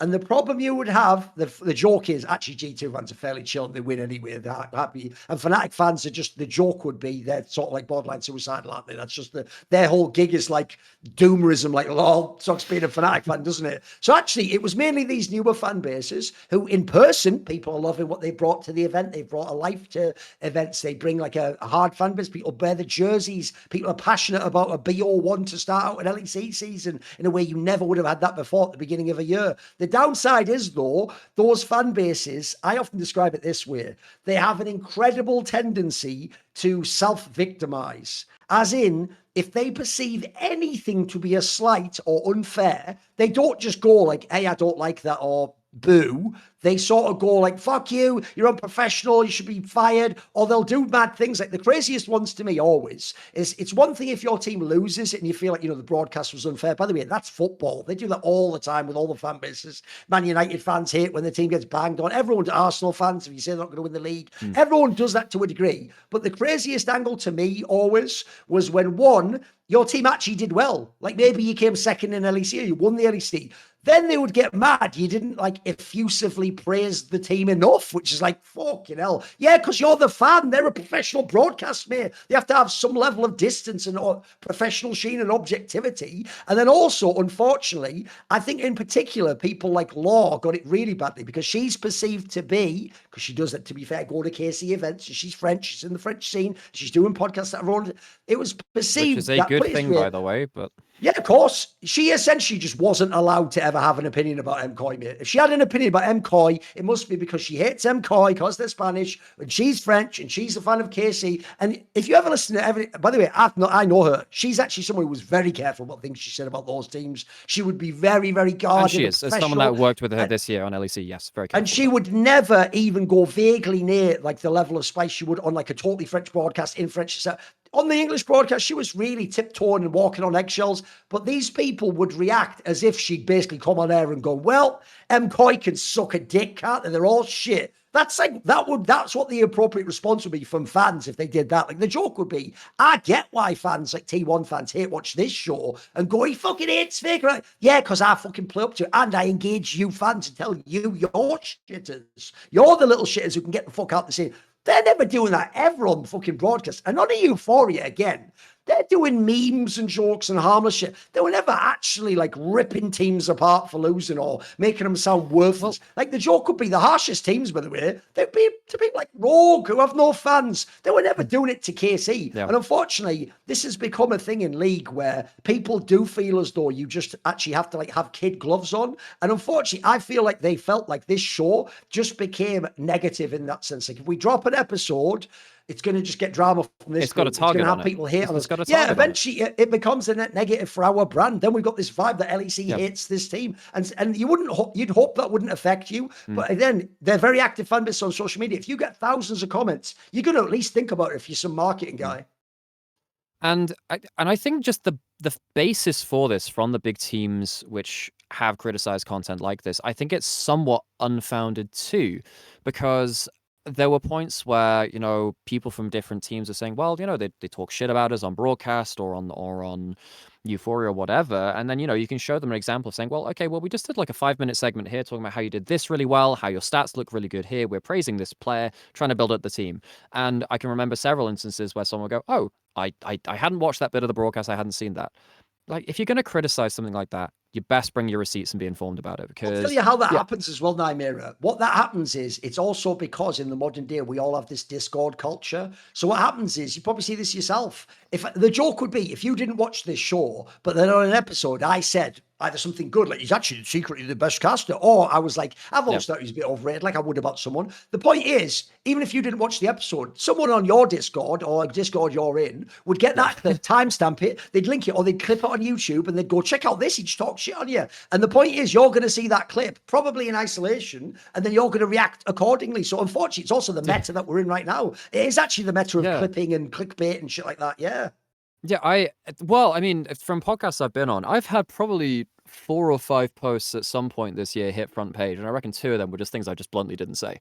I just did not say what you said about that. Well, they take the Reddit thread, they put quotes, but it's just not even what you actually said as a quote. It was like, I understand why you want to try and get the best views out of it if you're trying to get big outposts, whatever. I think, God, what was it? It was something like Lyra slams LEC for not having promotion relegation, and all I said was, well, it kind of removes the dream of like having 5 group of friends going towards LEC, and I talked about some of the negatives from it, but actually what I was saying was quoting what, I don't know, someone like DOS had said on Twitter, something like that. I'm like, okay, yes, while I may have some reservations about not having a guest system or a promotion relegation, that's not exactly what I said. But I think that buys into another topic, which is the loss of nuance around social kind of fires, really. If you have just this by the way, going, I even think that's considered, because it makes it blow up. I think it's considered a feature, not a bug, that actually people do just get an out of context thing. And the feature is it just becomes a cipher for this is what someone who might hate your team would say. And you can project into that anything that you're frustrated about. I just remembered another one as well, because my brother was actually quite proud of himself earlier this year, because he had like his first taken out of context quote as someone who had been on a podcast, which is talking about in terms of like inspired as the Western jungle goat. And he was like, no, he said, some might consider inspired the Western jungle goat. It's like, you didn't even include the whole fucking sentence. This isn't the whole thing. And this was meant to be like hyperbole, trying to talk about why, well, Inspired not doing at Worlds at this point mattered more, because, wow, people were saying he's the best in his role. Maybe he's the best ever in jungle. And then someone's just talking that maybe he's the best ever in jungle. And they've missed out all of the context, and all of that goes away. And, you know, we're professionals of what we do in terms of content like this on podcasts and on broadcasts. There is a lot of thought going into this. But when you are live for, you know, how long's a show? 6 to 8 hours if it's a long day. We did a 5-hour podcast like that, do a couple of them a week. Every week, you've probably got about 20, 30 hours on broadcast, depends on how many things that you're doing. Do that for a split, do that for a couple of weeks even.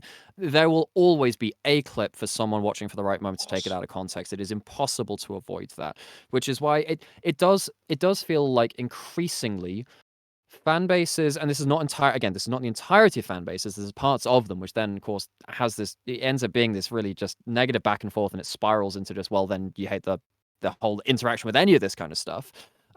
Yeah, you get to this point where those bits of the fan base will again start just putting you to battles on this stuff, and then you get to the point where you stop doing the content about those teams. The natural endpoint of this kind of thing is you don't get content about your team anymore because people don't want to touch that, because actually it becomes too weird to navigate it, even though people are very experienced at it, and it becomes very kind of just, these are the stats, we think this is good, maybe we don't even say this is bad or whatever.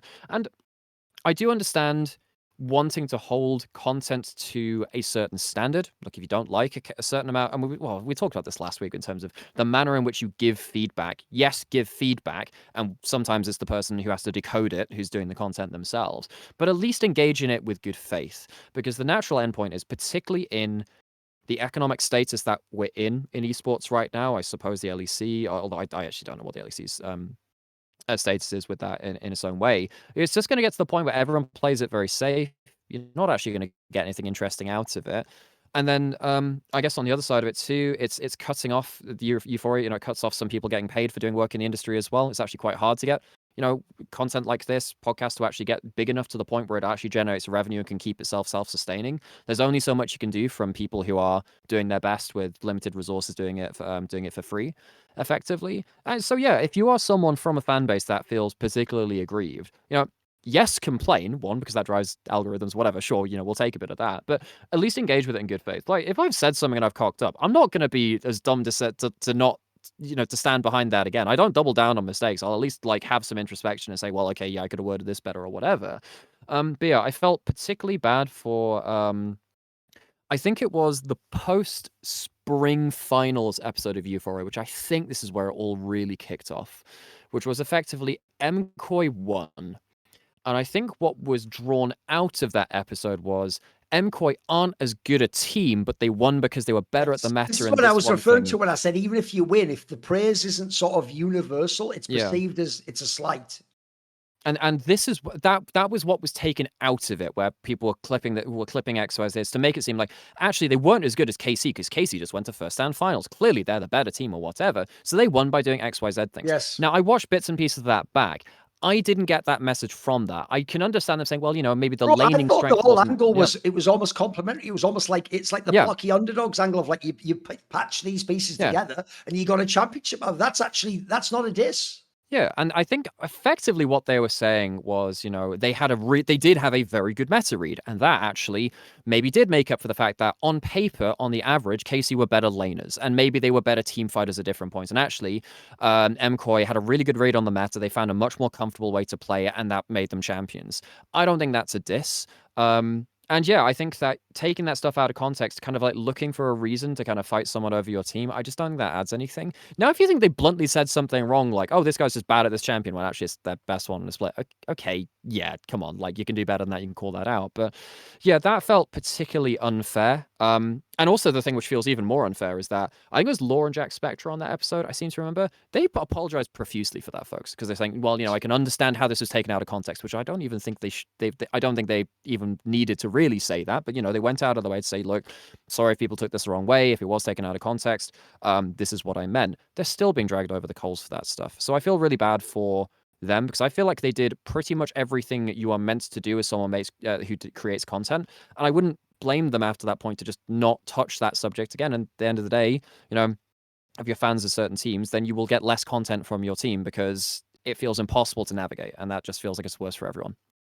Yeah, by the way, on the out of context thing, that's also just a classic thing, because then you get into the world where that's how the person themselves gets the viral clip, because they put the title differently or they put it on social media differently. Because a classic one back in the day was Richard Lewis, when we used to do a show called By the Numbers, actually was even on LFM briefly. We actually had a problem where he had to keep stressing over and over again, like, guys, I'm a professional journalist. I would never like leak a move on the podcast because I'd have written it up as a fucking story. So So what people would do is he himself would read Reddit or HLTV forums, and he'd go, someone's saying here there's a rumor that player X joins Team Y. It would then be posted to Reddit going, Richard Lewis reports player X just joined. And he's like, I definitely didn't. Like, in no context did I do that. And notice it's making you like self-censor in a way that's harmful to the conversation. Then on the whole thing about bad fans, right? People say this all the time. They go, it's just, I've always said this, I'll do the mini rant. They go, it's just a few bad apples. First of all, I'm a man who loves analogies and metaphors.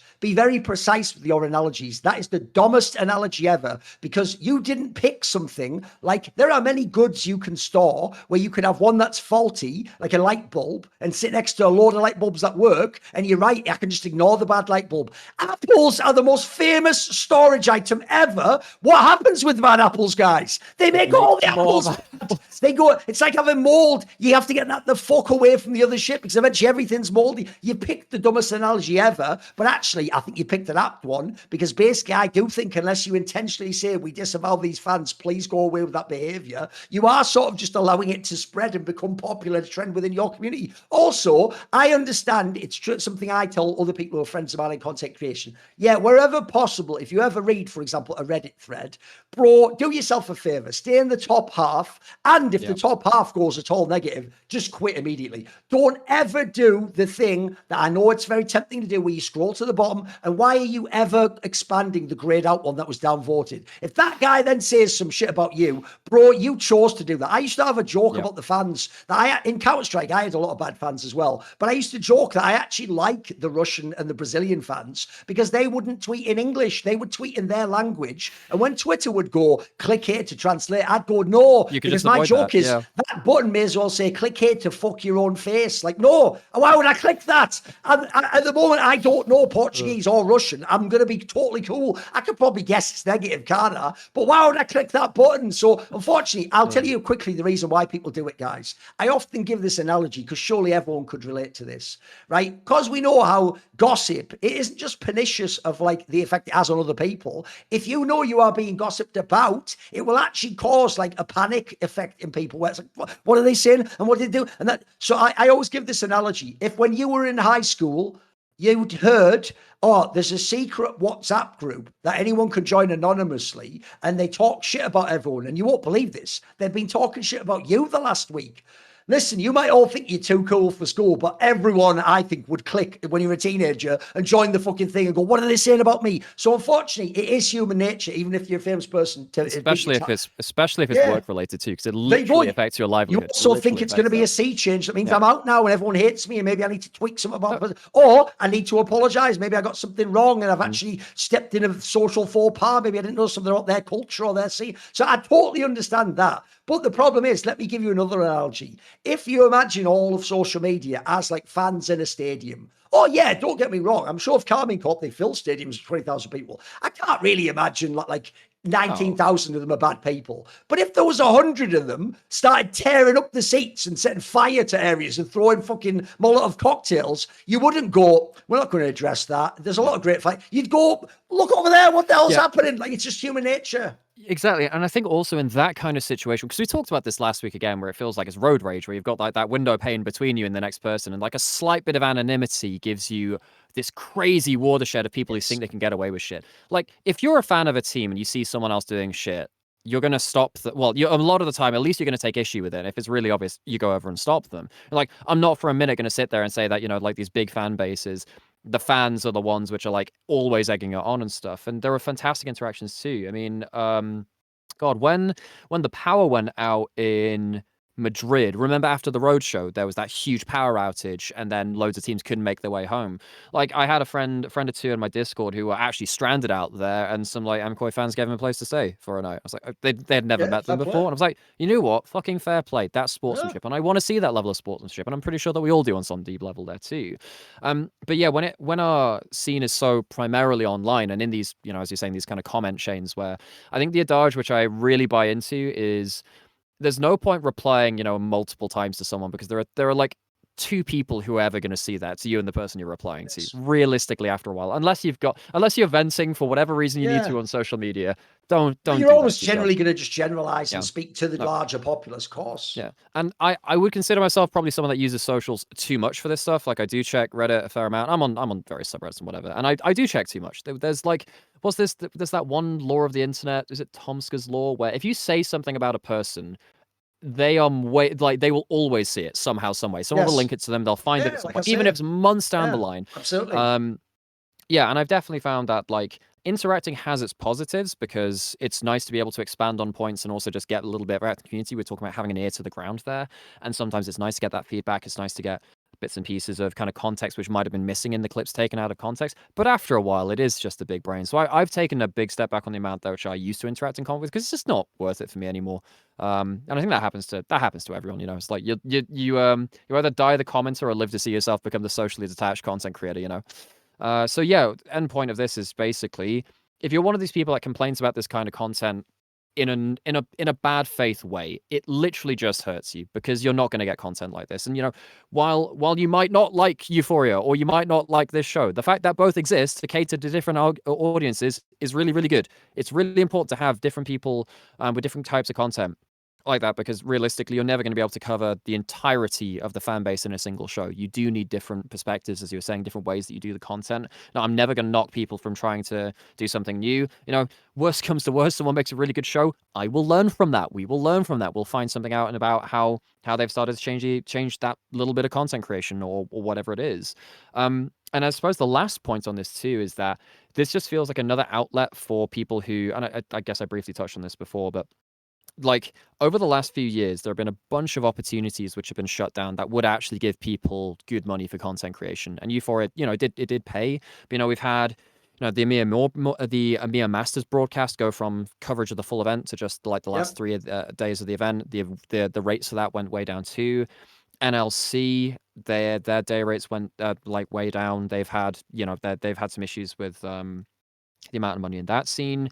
Funnily enough, we were talking about Women's League earlier, but G2 Hell, they actually had a broadcast where they paid, you know, 2 people to cover a couple of their games. That's gone now as well. I'm just noticing bits and pieces all over the place of how the hell, unless you're a mainstay on a region, on a main region now, how the hell are you ever meant to make it work as a content creator? Obviously, LPL English is gone as well. And it's just another one of these things where I'm like, I would quite like for creatives to be supportive in their endeavors, even if it doesn't completely work out. You know, give the decent feedback, but it feels like these opportunities are drying up and they are very hard to build back in this current economic climate. I also think if you consider the trend of the last year, 2 years of LEC, they've been doing budget cuts. They've been peeling back how much they spend on things. And that means, I can tell you, whenever you do a budget cut, the first thing you think is which is unnecessary, what doesn't do anything for us. You're not just going to take things that are just cheap. Exactly. What you're going to do is you're going to think what's actually like the highest cost item that actually doesn't really yield anything. So if also it just becomes negative, like it's always just going to inflame fans no matter which angle you go with. Because by the way, when you say about all the different podcasts, the reason this was good is since it was in the client, it was an entry point, a gateway to LEC for the casual fan. They could come in at any point ever. And then, first of all, they're going to hear the podcast with players and the casters. Then they're going to see those players and casters on the LEC. It was a really good way to onboard people In a who slightly just more play the unhinged game. factor as well, to know them a bit more personally. And one of the most famous things about all esports games is every esports game, even Counter-Strike, they're actually, if you ever look at the percentages, terrible at onboarding people from casual viewer base. Like, there are millions of people play these games, and then you get viewership of like 100,000 for the finals, and you're just like, if we could ever convert like other games. Remember, the bizarre thing about other sports is, like in England, fuck all adults play football. Everyone watches football. It's the opposite way around. If anything, they're probably trying to get people to play football in like community centres and stuff like that. So I also think it sucks that went away. And then lastly, when you then have budget cuts like this and you get rid of a very neutral official companion piece to the league, all you have now, aside from some of the insight in LFN, but ignore that for a second, all you're going to have is regional podcasts where people do have an incredible, like, look, not always, but often will tend to play to the jingoistic, like, we're Spanish, we're French, we're this, we're that. It will play to that. And by the way, that will also make a feedback a little bit more extreme angles and opinions because they know which way their bread's buttered. They will know what their fan base wants to talk about. And it's more appropriate on a private or more regionalized broadcast to be a bit more spicy a bit more edgy. I like the idea that we have those things as well, so you can go and be a nutter and an ultra, and you can be hardcore about your scene and care about your scene more. And by the way, that broadcast, it does make sense that the French broadcast care more about the French players. It makes way more sense that the Spanish broadcast cares only about MCOR. Of course they should, or Razork or whatever. But you've got to have this aspect where there's also look, on my show, I don't try to be neutral. I am trying to be biased, but just to my fucking perspective. But I like the idea there was a show that was trying to be professional. I mean, same with the dive and NA.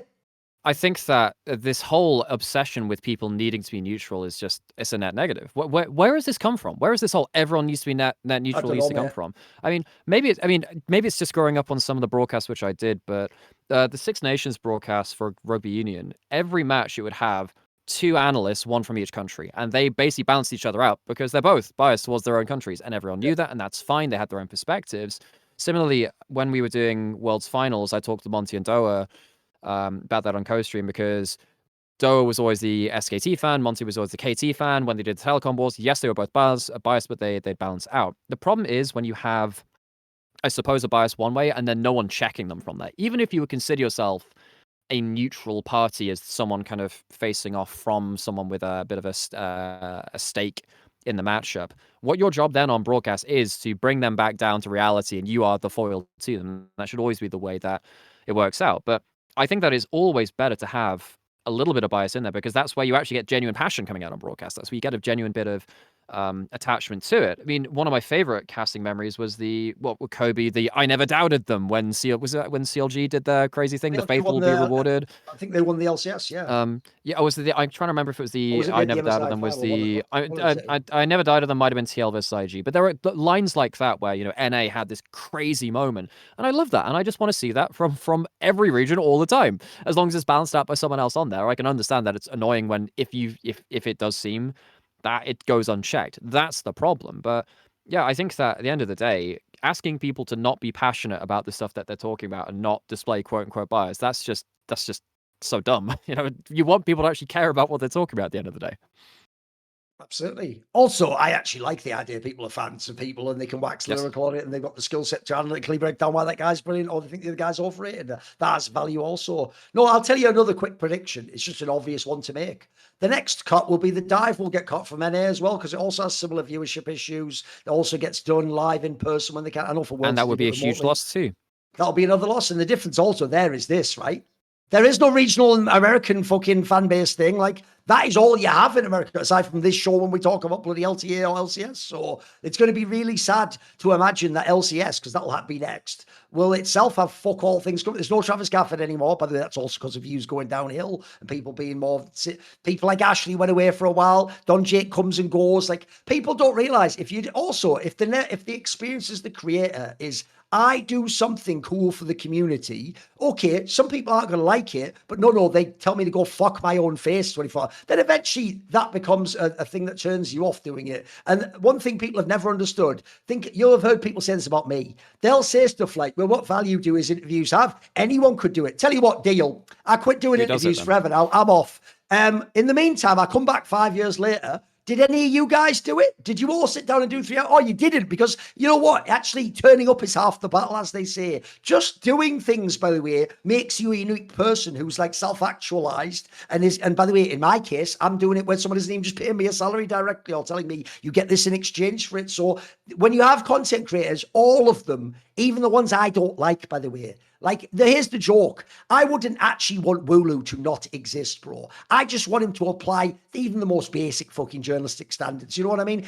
By the way, you can even report leaks, mate, but make sure the leak is 100% accurate. Make sure it is happening. As long as you do that, you can have your place in the scene and we can all thrive. It's actually not a fucking zero-sum game. The beauty of content is, yes, on some level we compete for the view, but actually there's such a widespread buffet of content that actually we can all eat at this table. We can all get our own niche, and our own niche can be huge, and there's even mainstream sort of gaming audience that might even be pulled into. Yes. Well, and there's another argument outside that too, because I was talking to Jamada a bit about this too, because Jamada started doing a lot of short form content around League and the analytical side of things, going about, oh, here's the history of runes and items which are really broken in history, archiving in a sense like that. And I've done bits and pieces like that too. I mean, what I started popping off with was doing stuff like the older stories of Faker, and actually that's quite valuable in its own way, because while yes, people could be like, oh yeah, anyone could tell the story of Faker. Well, no one's done that yet, so why don't I just grab a You couple also 100,000 can't, views because I off can that? tell you, it's very different if you were there and you can describe Yes. the oral history from the guy who looks it up. Mm. You Yeah, I know, mean, I was doing stories like, well, why did Faker always have like the Rose summoner icon? And there was a story about, well, actually, the first game, both teams loaded into the lobby and they both had the summoner icon of that Rose, so they bet the Rose, and Ambition's team lost, so they lost that Rose, and then the SKT team at that time took it up. Small stories like that, which will get lost to time. And while I suppose they're easy sitters, because no one else is doing it, it gives you this free opening. But realistically, if be an all LEC team content rebrand, easy sitters. EZ, the of gift that course. the gift the EZ gift sitters, exactly. the gift which keeps on giving. As a whole, though, typically the way that social media algorithm works like this is that you get kind of pockets of people making content about a game. There are some Yes, things which have such a huge community, like you will always find another Pokemon content creator. Always. of There are course. millions of them. Yeah, It's a yeah. crazy huge brand. But for League, I don't run into it that as much on algorithms, these kind of like a coherent League or at least LoL esports content creation fan base. I There's almost never League see stuff, anything, and I click on all but that shit, mate. yeah. In fact, I made a new account to kind of make some different kind of content because I didn't want to have two things blend Yeah. together, and I was trying to look for there, trying to fix my algorithm because I hadn't spent how many years on the other one trying to find that. And I find bits and pieces, but it's quite hard to make it coherent. So I I will really say, by challenge. the way, as well as for fans, if you're ever someone who's either seen Figure or a cast it in a smaller bit, make your own podcast, mate. Like I would watch it Yeah. before Worlds to get the primer or something, but it just doesn't exist, sadly. It just doesn't. No, and I think that if you are someone who has any of these ideas, just give it a shot, and hopefully, if Yes. enough of us do that, we end up creating this pocket, and we all actually end up benefiting from it. So, And in rip an to ideal Euphoria, world, by the but way, yeah, just like when I do the MSI, pre-MSI and pre-Worlds episodes, I also like to then cross-pollinate and bring people on. And then that way you can exactly. then go, like, I'll give you an example. I'll bet there's loads of people, I didn't check the numbers, who never knew who Vestian was, but then CFO did well. And you're like, I'll think I'll follow his Twitter, actually. He posts about fucking CFO all the time. Like, that's an in. The joke is, Nymaera, you are only here yourself because of the whole LGL angle. Like, if Well, and DFM hadn't actually, you had those mentioned Vestian. upsets, But Vestian was the name yeah, that I gave you guys for that episode too. So, because someone did that for me when I did that for LGL, I do that for yes, Vestian, pass it along. I'll do that for other people too. We yeah. create a network of people which cover each other's bases. And people know I have my own little people like Jensen Gorvix Exactly. that I would bring in over the years. The joke is even people like Kira, etc. People who are just smaller fan community people. I just want that angle too. So no, I thought it was an interesting angle overall. I do think though, the problem is people just haven't felt the impact yet. No. Wait till the end of 2026 and realize there was never any euphoria. Then I want you to think about the broadcast. And now you have to hope someone saw my interview with the player, Don Jake's interview with the player, Ashley Kang, if she's there. You have to hope that a tweet got so. If you don't, you're not going to, because that's the thing I also did think it was easy, sort of like information and narrative gathering, because the caster himself could put the topic to the player, then he could take it in. By the way, that's even a classic thing on traditional sports broadcasts. Well, I played for Liverpool, so I was talking to the manager before the game, actually, and he's going to try this sub out in the second half and see if he gets his legs under him. If you don't have that, by the way, saying the same thing as speculation, well, maybe he'll bring him on. That just doesn't hit the same way. It doesn't have the same sort of like interesting element to it. Yeah, shout out to Law, by the way, for that in particular, because Law, literally in some of the meetings said, I watched this so you didn't have to. And she literally goes and watches every single bit of team content that she can find, whether that's from, KC or from GX or from whatever. She'll just sit down and folks, that's technically unpaid work time. That's you doing research outside of your work time. It's not like, it's not like we get allocated time put aside to watch this stuff, and nor should we, I suppose, for everything like that. But yeah, having people who actually sit down and watch these bits of content, these interviews and whatever, that really does add into it.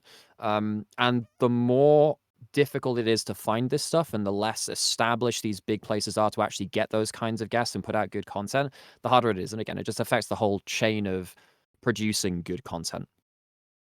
I also think that, I know for some people it's the players that come on. Although, by the way, I'll tell you, That's how you know League of Legends in the 2020s is very different from the 2010s. In the 2010s, a massive name player carry the show, mate. You get 50, 100k extra views. In the modern day, that's why Summoning Insight just eventually became, because Monty's also a father, just became me and Monty, so we could do it at the same time every week. And it used to get the exact same views as the episode where we have a player on. So people don't know the personalities, like I say, are the gateway into the scene. They're the people you can follow every week, who are always going to be there. Also, you follow their narrative building and you know their biases and the memes and the rapport, right? It is actually a bomber when you lose that. And if you think about EUphoria, it had Deficio and it had Froscorin and Dracos, and it had Oduam there when he became a broadcaster. These were all the best people that you wanted to hear from on that show regularly, and they became part of the furniture of being shoulder content, that dreaded term that we need, to the LEC. So I hope everyone realizes in the past we were eating good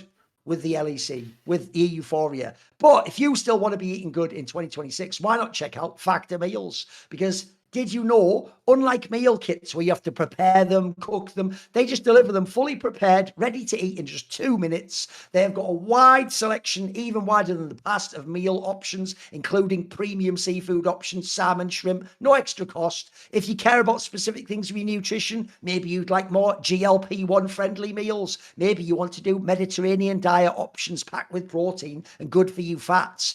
Or maybe you want to try tastes of the globe. You want to try Asian-inspired meals influenced by China or Thailand, or maybe you'd like one of those delicious savory Korean beef bowls or Thai-style coconut curries. 97% of customers say Factor helped them live a healthier life. So eat smart at factormeals.com/LFN50 off and use code LFN50 off to get, you've guessed it, 50% off your first box plus free breakfast for 1 year. That's code LFN50 off at factormeals.com for 50% off your first box plus free breakfast for a year. This exclusive holiday offer won't last, so lock in now to get the savings before the New Year rush. Offer only valid for new Factor customers with code and qualifying auto-renewing subscription purchases. Thank you to Factor. They're the ones that we've used often. And I often say, if you're actually someone who works in broadcast or does podcasts or loads of streaming and stuff, you often don't have time. You don't have a personal chef. You're not Mbappe. It's actually good to have something you can just pop in, eat. And you know, it's not just some supermarket tosh. It's actually like good quality ingredients. It's going to give you actually a decent meal. That's actually kind of basically, it's like if you're not like batch cooking and doing things like that, like having something like that is really nice as a fallback. Particularly, actually, living in Germany is a real annoyance for that, because I find I'll give you an example. If you ever don't go out at the right time, mate, and you suddenly look on your watch, it's Sunday. Good luck. Exactly that. That's exactly what I mentioned. That's real, right? Oh, when I came back from LEC, especially if there was, so for instance, if there was, I can't remember what the schedule was all the time, but if it was like a Saturday, Sunday, Monday week, and you were working at the end of Sunday, and you were on show for the Monday, you still need to plan your show for the next day. So you stay an extra day to do that. If it was a long day, you get back at 11, oh, bloody hell, everything's closed. I didn't get a chance to go out and even get milk or something like that. You are so screwed, because everything unless you're going to really start like cashing out for, just, I don't want to get a doner off the street. I want to actually have good food. That's how that's how your health actually declines, when you don't have this easy access to actual good stuff to eat. It's actually quite important. Absolutely. Okay, we've got some more European based news, so we'll stay on the theme. I saw you linked in our chat where we gather like some of the topic threads. They did a little interview on the SK Gaming Twitter feed where they did like a Twitter video. It's actually 4 minutes, 23 seconds long. So it's like nice and concise, but at the same time, they have Mikyx, who understandably is the face of the project now. He's the most decorated player. Supposedly he's sort of the difference maker who moved there. And as a result, like now people are interested in SK. He brought people on. Now it's all even got spicy, hasn't it? He didn't just bring his mate leader. He brought fucking Wonder back. By the way, I have a rule about esports. It goes like this. If you were ever a legend of the game or a great player, I will never bury you.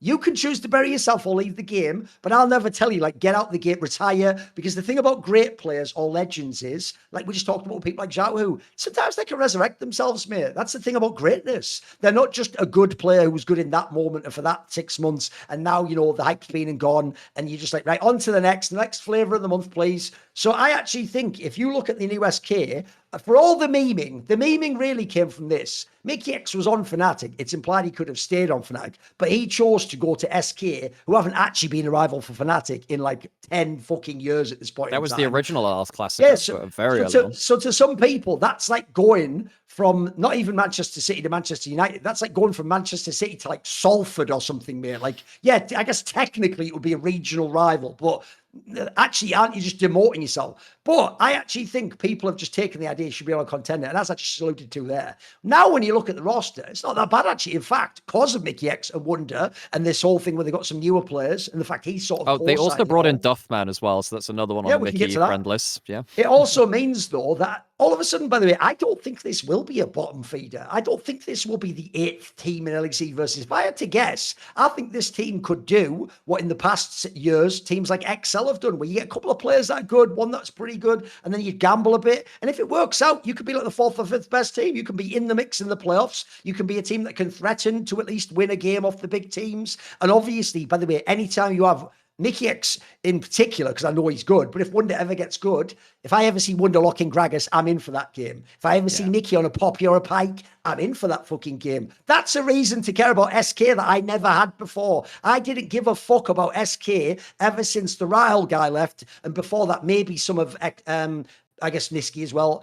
When they had Extra Kick was an angle to care. So I actually thought this was quite interesting because it isn't just he wanted his friends only. He clearly wanted also players he approves of. And I actually think that's another missed point here. That's why it had to be SK. Because I think SK is the only place where Mikyx can go as the big signing and then go right. But I want some say in the players that come. If you're going to a team like a Fnatic, by the way, they're not going to give you that. That's what the GM is there for. And he gets fired if he does his job wrong, by the way. So in SK, this is the only way you could have a Mikyx and Friends project. So I am quite interested in this. What are your thoughts on it? Was there anything in that little short interview that was interesting to you?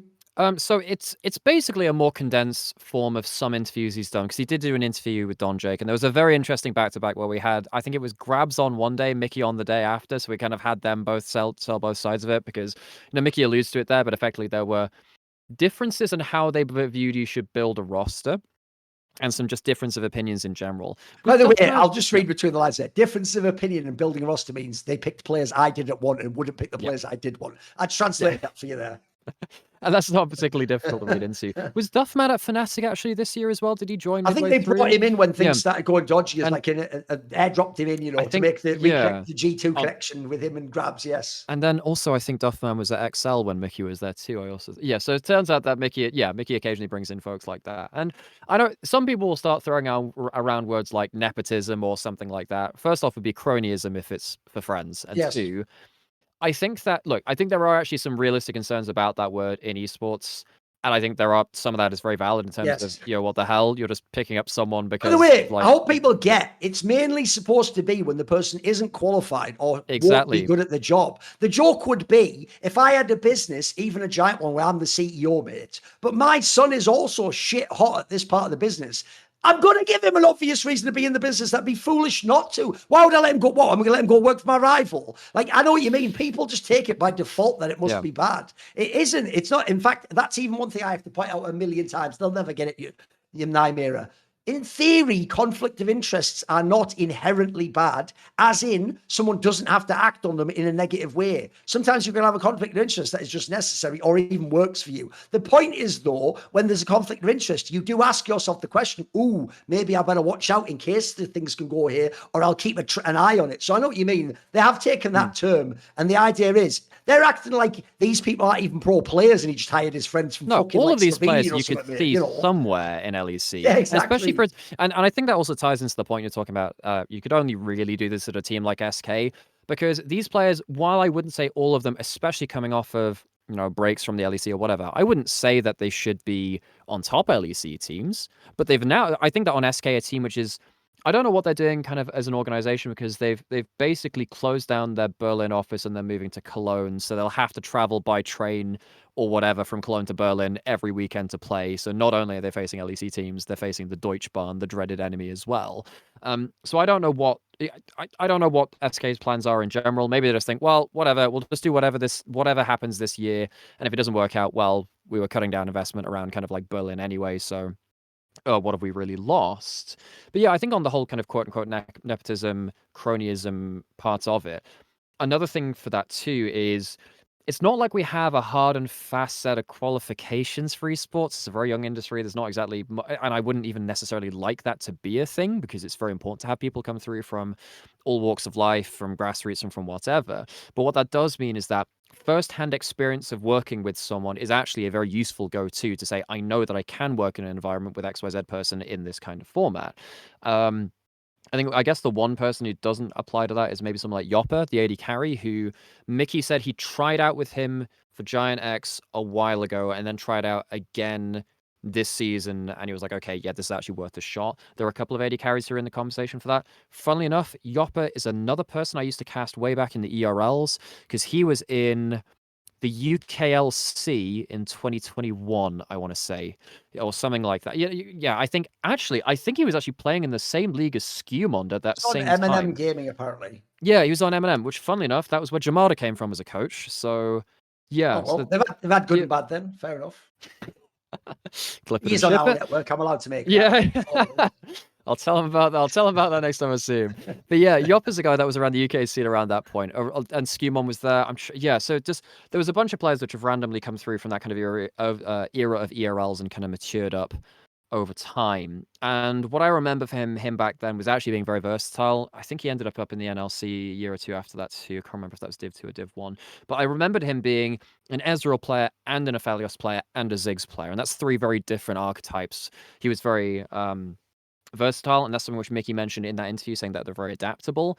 Hopefully, Yopper coming in with that level of adaptability gives some tools for the more veteran heads like Wonder and Mickey to kind of like chuck in whatever comes his way and see how they can work that out. I have no idea how you're going to coach this team. I don't know, because there's so many different players from different different stages of their career with very different stuff. I suppose you have a lot of tools to work with, but I'm very interested to see where this goes, because I think the potential is there. I can see the upper ceiling, the high roll of this, being able to randomly, dip into the very top echelons, as you were saying with that. I don't think this is a team that's going to have many mental blocks compared to some other contender teams we had before. For instance, BDS, when they were good, I never really believed they would win until they won. And that's one of the reasons. Yeah, they were notorious. They were not good in best of fives, and there have been some other teams which have come and gone like that too. Obviously, Fnatic at this point actually have their own mental blocks. They always fall apart in playoffs. There's just something which happens with that team. I don't think SK have they haven't got that minimum bar of trauma to fall apart in a best of five in the same way. I think this team could actually stick it together, but you have to kind of hope a couple of dice rolls go right. Leader's mid laner, right? Because that's the guy which Mickey is apparently. I've heard a couple of people say that, and this is public as well. I'm just parroting what other people until people take this out of context. That Leader is someone that Mickey said could actually have the potential to beat Caps because of the way that he plays. He's someone that kind of, he's obviously famous for being the duelist player. He was an Aurelia guy and whatever. He had a bit of a stint on Astralis where I don't think they really ever really dipped into the Leader's champion pool in the way that he needed to for that. But as an overall group of players, yeah, SK have gone from probably bottom 2 to 3 to one which I could actually see cracking top 4 on a good day, on a really good day. And I don't think I've said that about SK for, well, I guess they had when Irrelevant was there, he actually looked very good. It's like a split when they were all right.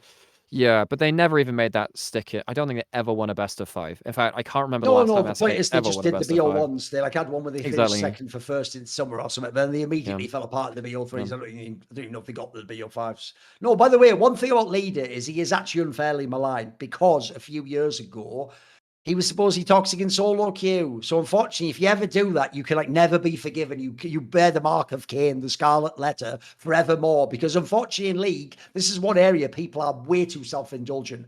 Because they don't like toxic people in solo queue in their games in motherfucking iron level. They act like at the pro level, if anyone ever trash talks oh, he's bloody he's not in your game, mate. Leader isn't ever logging into your game and playing in the Kali, mate. I wouldn't worry about it if I were you. And also, they've done this thing I think is really unfair, which is if you ever saw Leader when he first went into the Misfits roster, well, first of all, there's a context there, which is they used to just change the entire roster every week. They weren't even playing the same 5 players. They would play half the academy team, then the other half, then they'd bring back one of the original super team, then they'd kick them out again. And at the end, they'd go, well, actually, you guys in the roster can just play it out now because we've lost the league. Oh, but at the end, maybe we'll bring back the fucking hell. If you don't know about team games, you've got to have consistency. You can't just cycle people in and out like you're pressing shuffle on the fucking team list or something. something. Then he went back down to the ERL level. And by the way, he was very good. He's pretty much always, when he played in the EU Masters tournament, he's always been a very good performer. Yes, he has his own limitations, but you know what? Someone called a guy on Handball Life called fucking Zika had a lot of limitations for a long time, but we all knew, yes, he's just going to be average on the mage, but when you put him onto the Akali or the Silas, he could pop off. So if you scale it down to EU, then whether you went on that Astralis period you're talking about, people forget that was actually the Astralis that sort of was fucking spicy. They had Kobe was really good. At one point before that, they had the Nuke Duck, etc. That wasn't even the end of the world. He was actually pretty decent. And then also, I'll throw this out there because it's always forgotten. He very briefly was on that Vitality where him and Selfmade, they lost in 5 games to the Fnatic that went to the final with Whippo as the role swap jungle. So that wasn't even a bad squad. It was just one that, you know, again, with Selfmade and Leader, you're going to either hit them with a haymaker or you're going to get beaten on the fundamentals of the game. That's just their careers. So I think people have made this mistake, which is you're only as good as your last game. And because he played in Ruddy Sack, which got an undue amount of attention because it was the counterpoint.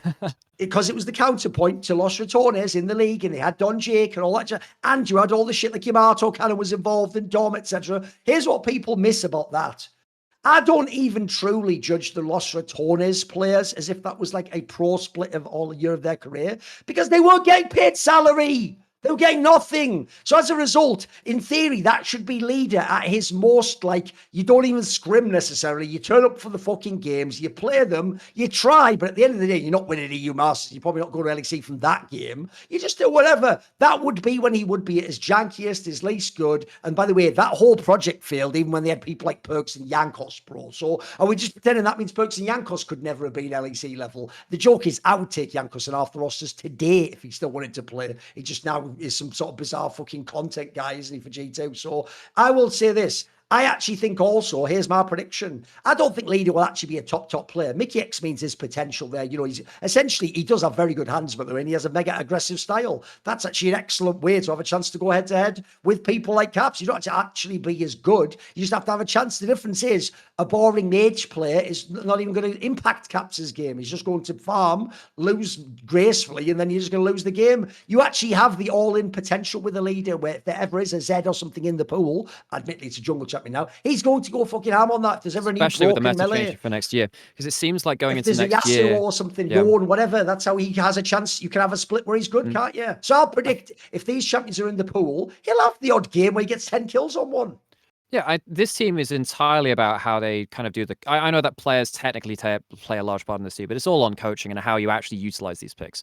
Because that's why the Duffman angle's interesting. Exactly, and I think I do have some reservations about a player rocking up and saying, "Just get me my friends." There are some reservations, and I think Mickey is putting his credibility on the line here. He is. Like, if this shit falls apart, you have to look at Mickey. Because Mickey's the guy that said, Fnatic, this will make you win. And he's talked about these players before. Obviously, Mickey and Wunder have been together on the G2 kind of crazy teams of the past. But if this roster doesn't work out, we know exactly where to look to because Mickey's put himself on the line. Credit to him for putting himself on the line. Not many players will do that.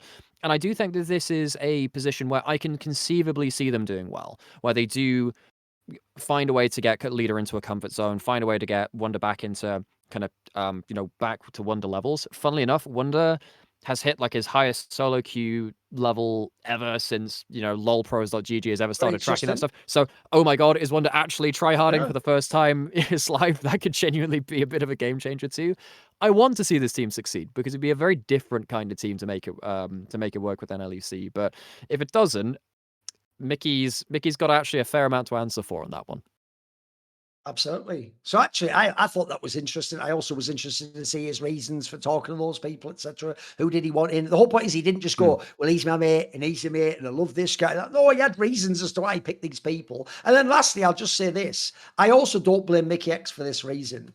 He, despite being a generational talent who is one of the most high-skilled and talismanic players to ever play League of Legends. Remember, him going to Excel for like a fucking split made Excel look like a dark horse to win the LEC. Before that, Excel famously didn't used to be able to make the playoffs, bro.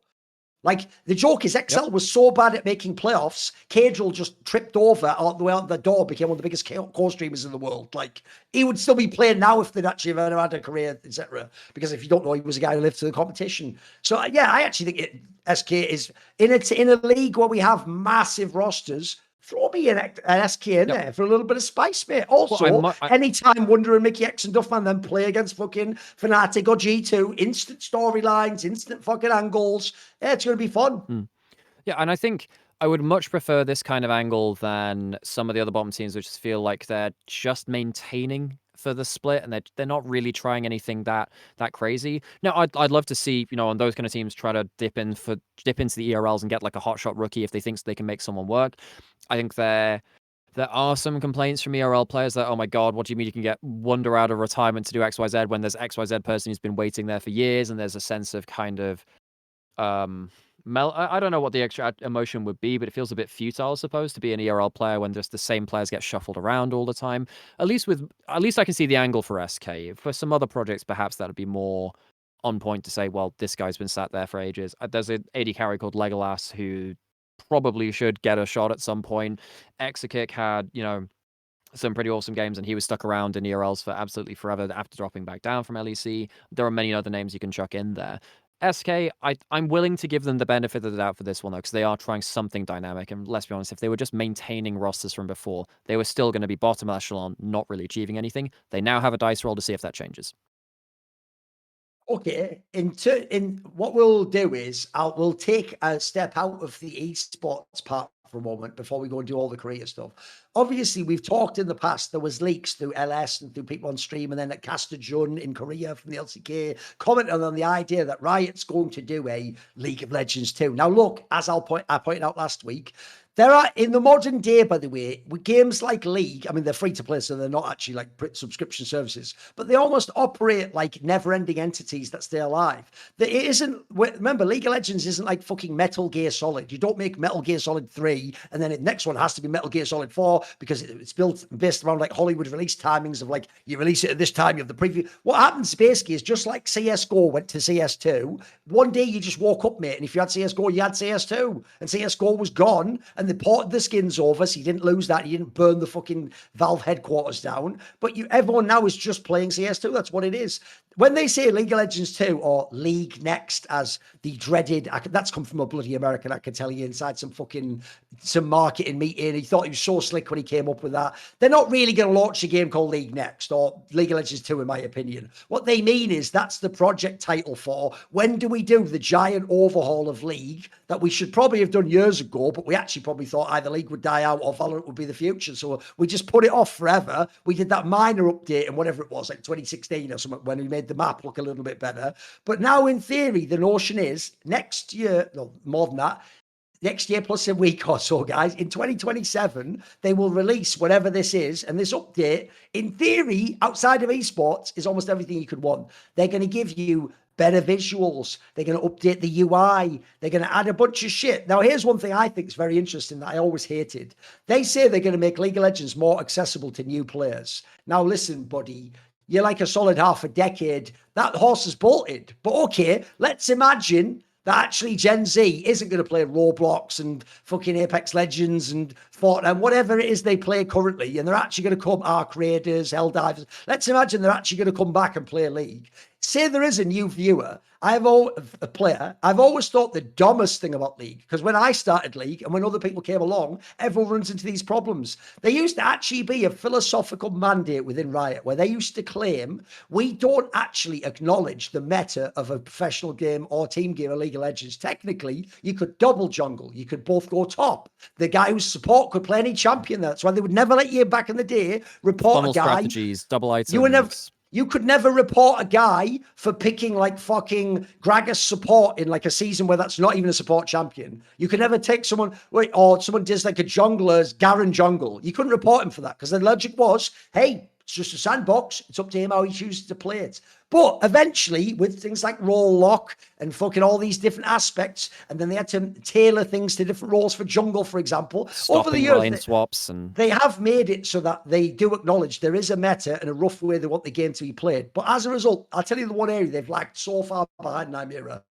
Right. The biggest one is not even the obvious one. The obvious one for many years was the recommended items were stupid as fuck for some of the champions. Like sometimes if a new person clicked that, they auto would lose the game no matter how good they were. But there's a bigger one I always thought was crazy, Nymaera. Every time I come and play League again after a year or 6 months off, the thing I always think is nuts is obviously give me customization. I do like the rune sets, etc. In fact, I used to like me and Froggen with the weirdos who like the old runes, which are super complicated, but you could do a lot of different things with it to make matchups unique to you because the other guy wouldn't check your runes. One thing I don't get is why I still have to go and get a guide before I can even play game one and quickly figure out what do you use domination now on Pyke? Have they moved to a resolve on Nam? You know, like what I've never understood is give me the option, but just make it so there's like 3 obvious profiles when I go into the game that are currently up to date. And let's say I do play an army, I just pick the one of like AP and it just gives me the basic AP build. Maybe it's not the most perfectly tuned. Again, if I want to get into it all, I can do the equivalent on my computer of opening the BIOS and changing all settings. But you wouldn't put that in Windows. You wouldn't tell grandma, hey, do you want to change shit on your PC? Right, open the BIOS and start changing the fucking like core temperature set. She's going to blow the fucking PC up if she can even do it. So that I do think simple things like that would actually help onboard people to League. That's actually how you can get people to play the game. They do have a button to give you a recommended rune set, but I don't always think that's correct. Because again, there's stuff like you change your runes based on matchup, as you were saying, right? Like you need bone plating into certain things. Oh, well, actually, if you're playing grasp on a tank and versus tanks versus AP exactly. versus AD, something like that. Yeah, like top laners, they don't want to take grasp versus a Quinn or a Vayne because realistically you're never auto attacking them. So what's the point in taking that? So that definitely does hurt. I think that there's another point of this too, because you're absolutely right. There does need to be quality of life upgrades to easily getting into a game. But the UI is just really old, bro. This looks like something from the 2000s does. Well, it is. It was because for a long time, I'm trying to remember, the client was running on, wasn't it running on like DX9 or something like that, which was... It would have been, yeah. It was trying to keep the hardware requirements really low, and that did work for a very long time. But then as things build up, you just keep adding stuff onto it. The architecture of the game becomes really, really hard to navigate. In fact, one of the big issues with League is the fact that there's so much just history behind everything in the game. It's really hard to add even very simple things to the game, like cosmetics for esports teams. That's actually quite a difficult thing to do at points, which is why they've done stuff like the emotes and they've done bits and pieces like that. But it's quite hard to do more in-depth things like that to actually help give more visibility to esports on that side of it. And yeah, I think that one of the other things in terms of the runes and then the matchups and these increasing complexities is that you run into an issue where League wants to keep becoming more complex to keep its current players involved because they have something new to latch onto. There's a reason why I still play it after God knows how many years, 12 years, 13 years, however long it's been for me. But the more you do that, the higher the barrier to entry is for anyone new entering the game. Nowadays, you have to worry about Grubs and Atakan and Dragon Soul compared to 10 years ago or however long, which was Dragons give you gold, Baron gives you some extra stats, kill people, try and destroy the base. It was very kind of de-evolved like that. And as you were saying, you could kind of figure out the game in your own way. However, I think over time, what you said about Riot not really acknowledging the meta of the game to a certain extent and saying just do what you want, that has broken down over time because I think basically Riot wants the game which Pro League of Legends players play to be the same that you do in client, or at least within a certain degree. They don't really want to see double funnel jungle with like do you remember the Xayah Braum or the Taric Master Yi stuff that came out in Season 8, Season 9? And in fairness, I really enjoyed it at first because it was so creative. But then after that point, I'm like, if this is the optimal way to play the game, I am never playing the game optimally because this shit's never happening in solo queue. And the same thing happened in 2024 when we had the re-advent of lane swaps. And then they eventually came around to just say, you get a giant-ass siren whenever you go close to this lane. It's like, lane swap detected. You're not allowed to do that. They had to bring that into the game to try and stop the game diverging too much from the game which players play on the client. Because the whole thing is that you're meant to see a play made in an esports game and go, I want to do that. And you go into your own game and play it. That's one of the ways that it drives players back to the game itself. And I still think all of this could have been solved if League had done all of this stuff that they're about to do in terms of getting a better tutorial, changing the client, which is also then allowing the client to run on the same kind of the same stuff that the actual game does, so it makes it much more seamless to go into game and to apply things between both of them. If they'd done all of this stuff when Arcane released, if they'd done this when Arcane released, I think it would have done away with some of the community, I would say, misconceptions about League being a shit game. I think League's a great game, by the way, folks. I'd still play it. I mean, in moderation. I mean, I don't know life League in the way that I do because I watch so much of it. I can't know life it. But if they'd done all this around the recent boom of Arcane, I think the onboarding would have been absolutely intense from that. And now Arcane has come and it's gone, and they had several years to potentially work towards that. I feel like that could have been their real golden shot if they twinned up both of those things together with one of the, a I real always say that's event. the biggest hint of that. Isn't even just that they didn't keep Arcane going. It's that like loads of people only know it's like a fucking anime, bro. Like they never connected it to the game. Like the obvious thing to do, by the way, would do things like you introduce a new character in the show and then you bring it out on the fucking game. And if you come on week one, you know, is that Jinx from Fortnite? There's so many ways you could have connected it, you know. Yeah, and I think just having that kind of popular wave to bring people into it, I think it would have done away with a lot of the preconceived notions that League still has this reputation of, oh, it's a toxic game and it'll ruin your life and blah, blah, blah. Like, League's just a game like any other game. I mean, I don't know if you've played other multiplayer games out there, folks. Everything has that to a certain extent, and League is not too dissimilar from them in my experience, really. I do think that bringing in a major visual overhaul, because one of the things that they're saying is that it's not just the client changing, it's not just some of the ways that you onboard players. They're actually doing a big graphical update. The last time we had a true major graphical update was in end of 2014 going into season 5. So it's been 11 years since we've done that. Also saying that they're going to change some of the visuals of the characters, so I presume that means that they are updating some of the very old characters which need it for a while. I guess they might have to do that with some of the poster children, like, I don't know, Lux or whatever, right? Or I don't know which characters they start updating for that. But what does that mean? Does that mean that they just I know for a while, I don't think they were very successful with this, but it wouldn't surprise me if they were trying to think of how they could port stuff like Wild Rift models over towards League, because actually the Wild Rift stuff built for the mobile screens and whatever, they're very in detail models with a very different graphical design. Do they just try and find a way to port over Wild Rift stuff to League to make sure that it becomes a lot easier for them to combine the two? I don't know what that means, but that's got to be a huge undertaking. And given how many like reworks and visual updates they do a year, I don't know how many champions they could put on that list. This has got to be just an absolute mammoth amount of content that they're doing. Otherwise, it's going to be really hard to ship this and actually sell it as a new phase of League. Yeah, by the way, I essentially agree with you. I don't really see a downside to this beyond. I think you just let the horse bolt already. So it'll put it this way, it'll make it better for people now. Maybe, by the way, there's actually I would predict this. I don't know that it'll make the player base spike, but it might make people who already did play League in past years and who then decide to dip back in. Like I say, some of these things would make people more likely to give it a go again. For sure, yeah, and I hope that it does bring back some of the older players and whatever. But this would have been a couple of years ago. I was trying to explain to like my granddad what League was, because obviously I work in the scene. He was asking over, and I was like, "Oh bloody hell, where do I start?"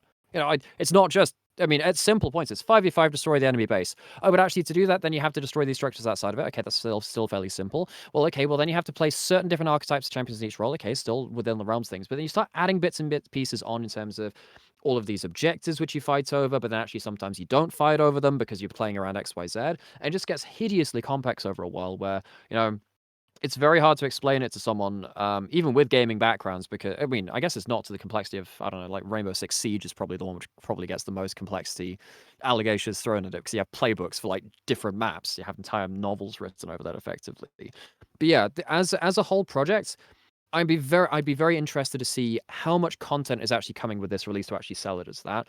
Obviously, this was a huge kind of leak, and Riot addressed it themselves and said, look, that basically the rumors going around were confirming that we're doing this, and they're changing a lot about the game. But it was Bloomberg which actually picked up this at first. So this has obviously been this is actually a big leak. If Bloomberg are starting to report on stuff that's happening in League, this is not a small thing. By any means. And yeah, I'm just not sure. The other thing as well is just I don't know exactly what extra technical limitations this removed from League. Because as I was saying, there's so much architecture of League that is holding it back from adding new content quite easily. Coding wise must be changed, but I don't know if that's actually part of the overhaul. Bro, as someone who watches different esports, it is actually unbearable how many pauses there are in professional League matches. That cannot be a thing. It just can't. Like It slows down the play so much. We've talked about this in the past. It actually disincentivizes if you're someone who covers all the regions like I do or Monty. It disincentivizes live viewing because instead, if you watch the VODs, you skip the pause when it's the 40-minute, the 2-hour pause.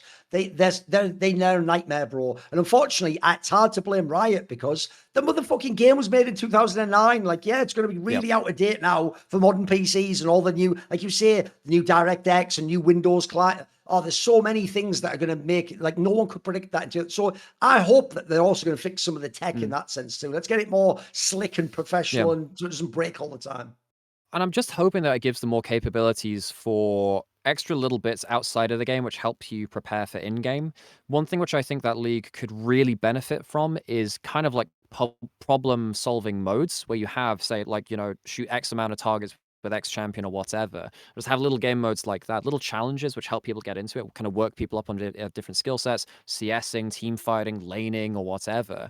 If that allows you to go straight from client or even play like mini games in client, I mean, that's another thing, right? Could you play a mini game in client or whatever while you're queuing up? That's the thing which Dota does, right? Where you can actually, in Dota, you can have multiple instances of the game. In fact, there's one which is quoted quite a lot where a guy was trying to look up an interaction for some characters and an ability, and he loaded up a second instance of the game in a pro match, played it out, found out the interaction, and then went on to use it on stage while he was in game.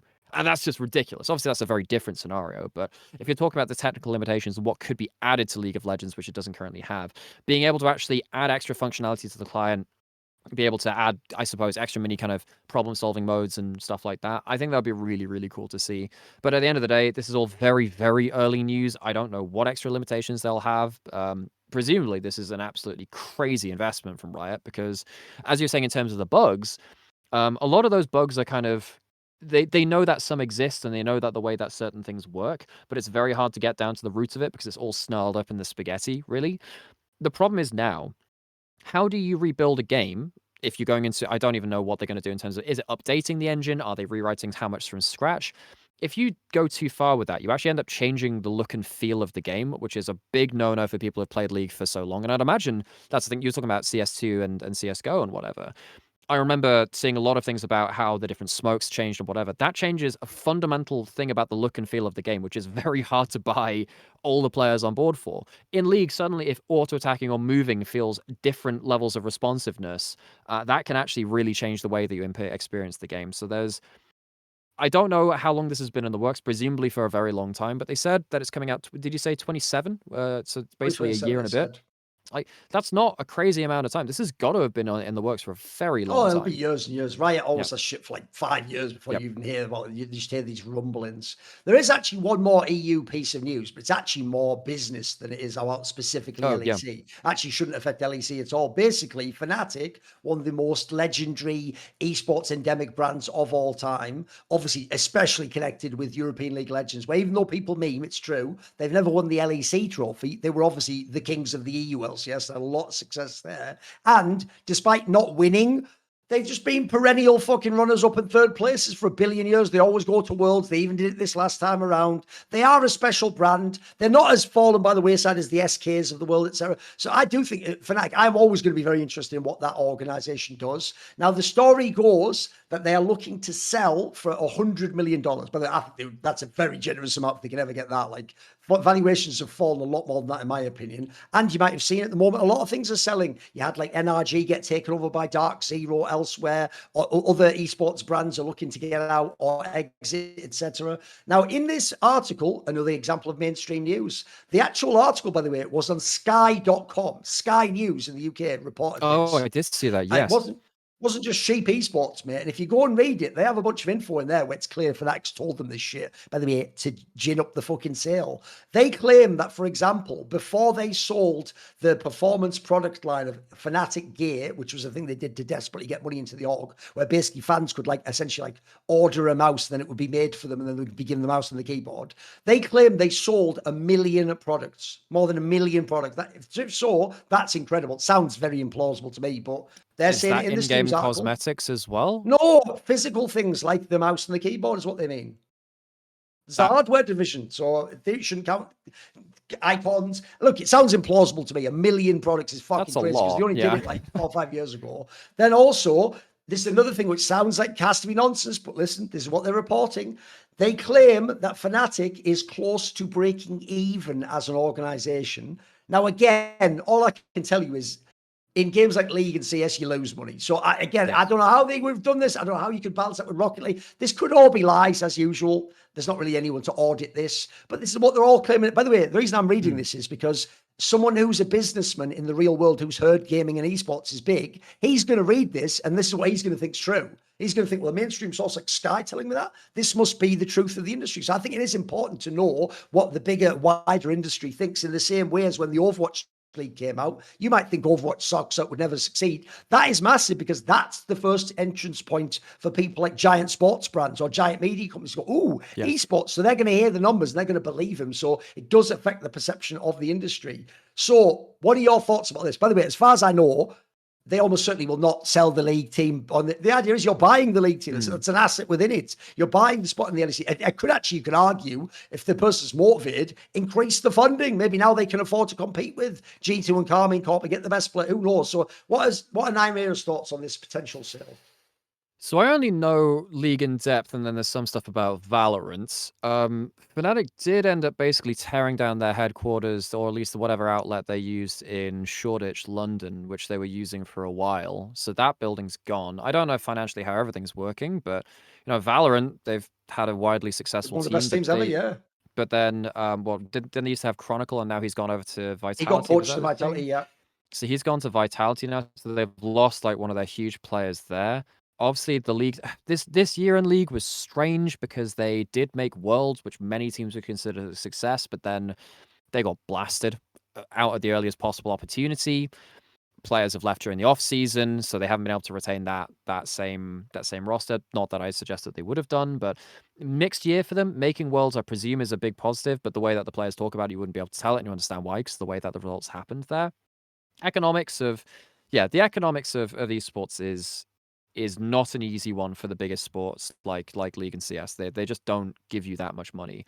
I actually don't know how much money they make from Valorant, because there was a report the other day that Valorant makes more money than League, which is crazy given the relative player bases. But apparently just the amount that they sell the cosmetics for is crazy, and a lot more people are willing to buy stuff. And remember, in that particular thing, it's a partnership, not a franchise. So you didn't buy in. You never paid millions in franchise fee. You just get a spot essentially because you're a partner they want to work with. So it's probably just much lower margins. Yeah, and I'm not sure exactly what the cosmetic situation is in Valorant, but I presume that every team has has gun skins for everything. I presume that's the thing if you're in the big leagues. I suppose Fnatic do have the Fnatic World skins, but I don't know exactly how well That's they so long sell. ago. I doubt they sell that many, Yeah, I mean, well, obviously, Shushei passed this year, and obviously, rest in peace to Shushei is one of the people who own those skins. He had the Fnatic Raga skin, as well. And by the way, that's a separate point. It's really nice to have like some like archiving for players like that. Yeah, but I don't know. Fnatic, this somewhat checks out in my mind in terms of them looking to sell, particularly when you think about, Mickey earlier on in the year in winter, then going into spring, was saying, hey, we basically don't have staff, like, can we get like an esports psychologist?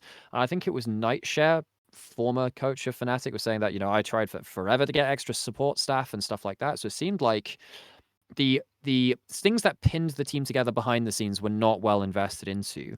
And they did have players like Razork and Humanoid, which fetch a pretty high price. Humanoid, I think the deal which they had between Fnatic and Mad Lions was very, very large, which is one of the reasons why it doesn't surprise me nearly as much that Humanoid was let go from Fnatic.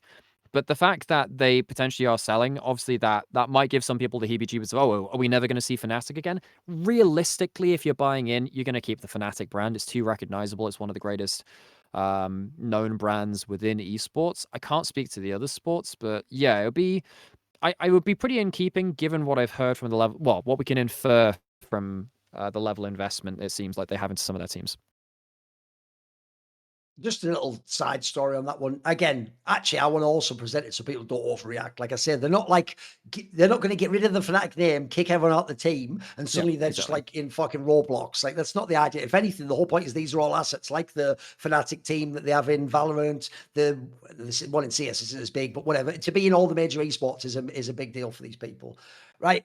let's go over to a different part of the world now. We've got two more big stories we're going to do. One is just because, as someone who follows the LPL and cares about the LCP, well, actually, if you saw the whole drama from summer through to Worlds with BLG, that the jungle swap ended on bringing in Shadow, the guy who used to be presented on Mad Lions as an Italian jungler, but he's actually like Chinese and he lived in Italy, basically. He had a situation where it was even at one point in time in the LPL where like he got basically reported for trying to be dual nationality, which they actually apparently don't allow in China. Now, basically, because obviously BLG's brought Xun back, and Junji has gone to JDG. He is now replacing Junji in CFO. He's going to go over to that team. Still have Doggo. I have to say, before, like we talked about last week, I felt sorry for Doggo. It's like you've just been left around. It's like, where are all my mates? Like, we're trying to do another run, right, guys? Like, there's no one here, mate. We're running it back. But at least we're getting someone else in the team who has some pedigree and is a good player, you know? So what do you think about this move? Well, I don't know what's happening on the CFO org side of things, but I'd imagine they were blindsided by losing so many talismans, particularly because it felt like Chowie re-signing, it felt like the team might stay together around that, especially when it felt like when Kaiwing was announced to be leaving, it felt like the other players were surprised. I'm reading into that as perhaps the players thought that they would stay and now they aren't. This feels like they are scrambling to get themselves pieces of the puzzles back together. Shadow isn't a bad jungler. He's a good jungler. Obviously on BLG, most people would have seen him not do great. He lost to 100 Thieves at Worlds. Yeah, he was in for that game. And BLG bombed out of Worlds in general. The whole jungle situation at BLG, I really hope this doesn't tank the careers of too many players, because Baytron was actually, given his level of caliber, he was actually pretty good for a mid-table jungler in LPL before he joined BLG. Shadow was doing similar things on FPX before he joined BLG as well, and of course was, yeah, he was pretty good in EU on the whole. He didn't spend that much time there, but he's pretty good there. So I really hope that their reputation doesn't take too much of a hit, and then he can start building something better in CFO again. Shadow's one of these players who's pretty good at being tip of the spear, that he'll just kind of take a team by the scruff of its neck and just kind of throw it in a direction. We obviously don't know. Wait, do we know the whole team yet? We know that top lane stayed, Doggo stayed. They announced a new mid laner as well, who I'm not familiar with, so I can't comment on him. But Shadow coming in, well, I guess we'll see which support he's picked up with. I don't think it's going to be a bad CFO team. My problem is it's just so hard to catch lightning in a bottle like they did with CFO before with the mid jungle that they had, who are genuinely world class from a region which really needed to show that. Shadow, yeah, Shadow probably does need to put on his carry pants a little bit and say, okay, we're going to play the game this way and see if he can be regain some confidence. I really hope this guy's confidence hasn't been shot, because going into Worlds being, okay, on the Seed 1 LPL team, won an LPL title, going up against EU, blah, blah, blah, looks great. And then, yeah, obviously things falling apart in the way that they did. It would not surprise me if Shadow took a pretty big hit to his confidence there, which I would hate to see, because the guy's actually pretty good. You know, the guy's good. I'm not going to say that he was the level of the other members of BLG. He was there, I suppose, to fill a role within that team. I wonder how he will slot into a CFO team like that. In some ways, I think it's a very good pickup just because he's kind of been that guy to pull people in the same direction before. He did that for FPX. He's done that for a number of other teams. So I hope that he can be someone that they can kind of rally around. But CFO, I think in general, are probably scrambling if I were to bet. I mean, the obvious problem is the mid lane. Like, first of all, you can't replace Honkyu, and then they've just gone for some Korean player called Pongyon, who basically was on DN Freak's Challenger team last year, and it looks like has just been around Challenger level for years in Korea. So unless that's some miracle pull, look, he's probably okay in LCP, but the difference is if they go to a first, you just don't have the same expectation. They won't be the same. When Honkyu was there, no. And even Maple, because it's veteran, pull it out sometimes internationally. So that's the one bomber for me. Interesting that Shadow sticks around, though. Glad he didn't just disappear into like LDL or something insane like that. Okay, there is actually one more angle here, which is at the end of the year, they have announced the LCK Awards. Oh, yes. Now, this is a classic a set of awards where, because their culture is different, they just don't ever do it the way we do in the West. Like, it's not as bad as the LPL. If people don't know, the LPL, the Chinese Esports Awards, I think is the worst in the entire world, because they would literally do hoopoo type shit where, like, famously, when EDG won almost every tournament in 2014, they voted OMG Team of the Year because fuck EDG, because they didn't like that they took Team WE's players. Like, that's insanity to me. Like, what? Remember, a sports award, the idea, you know, you look back in 10 years and go, oh, that was the best team. team that year. OMG didn't even win a fucking title. Like that's madness. So to me, that's different. LCK's problem tends to be things like they massively overrate like how good your team is typically. Like famous, it's just like they do with the All Pro. If you ever have the dominant split, all 5 of your players are the All Pro, bro. Yes. Like they just pretend everyone was the best in their role because actually that just fits into, if you don't know, kind of like the Korean work ethic mentality of like they must have done the most hard work and they're the ones who earned it, so they're all the best. You get it because you're number one. They don't as much typically tend to do the thing we will do in the West. Well, I'll give you the example. Bro, we gave fucking Vethio the MVP on a Misfits that like was like, I don't know, the 5th best team or something. Like they weren't going to win the title. No one ever thought they would. We just looked and went, hey, he's actually the best. And also he played great on a like sort of middling team. Very rare they ever do that in Korea. So the LCK Awards, we'll run through it and let's just get some takes, what we think of them. There's a bunch of weird ones. So let's just start with Team of the Year, which in short basically means each of these person is the Player of the Year. Now I'll add in one last thing, which is a bit unusual, which goes like this.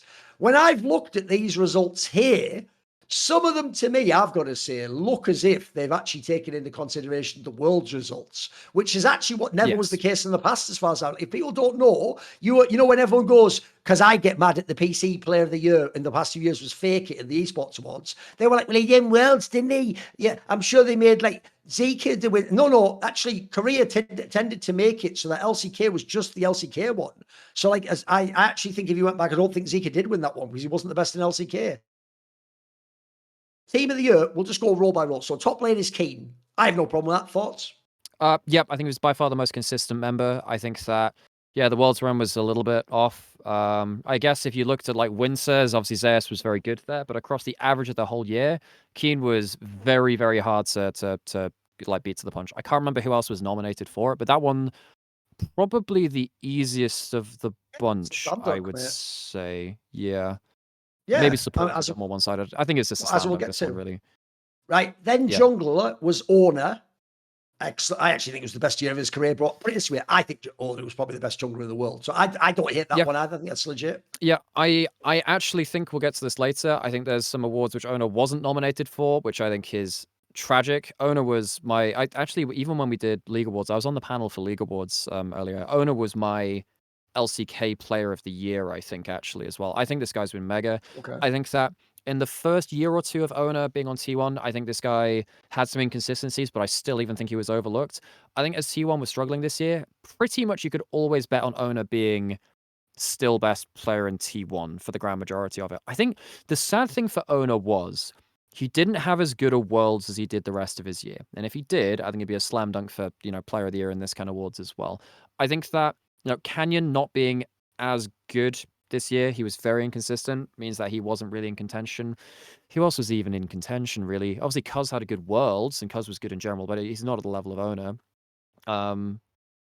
I think Owner's just slam dunk again. Yeah. The reason why as well is it's not the Korean esports, it's the LCK. So like they didn't include Tarzan, for example. By the way, I actually misspoke. When I look, it's the opposite. Actually, it looks like they actually do value Worlds above everything. So for example, they did give Zika mid and Player of the Year.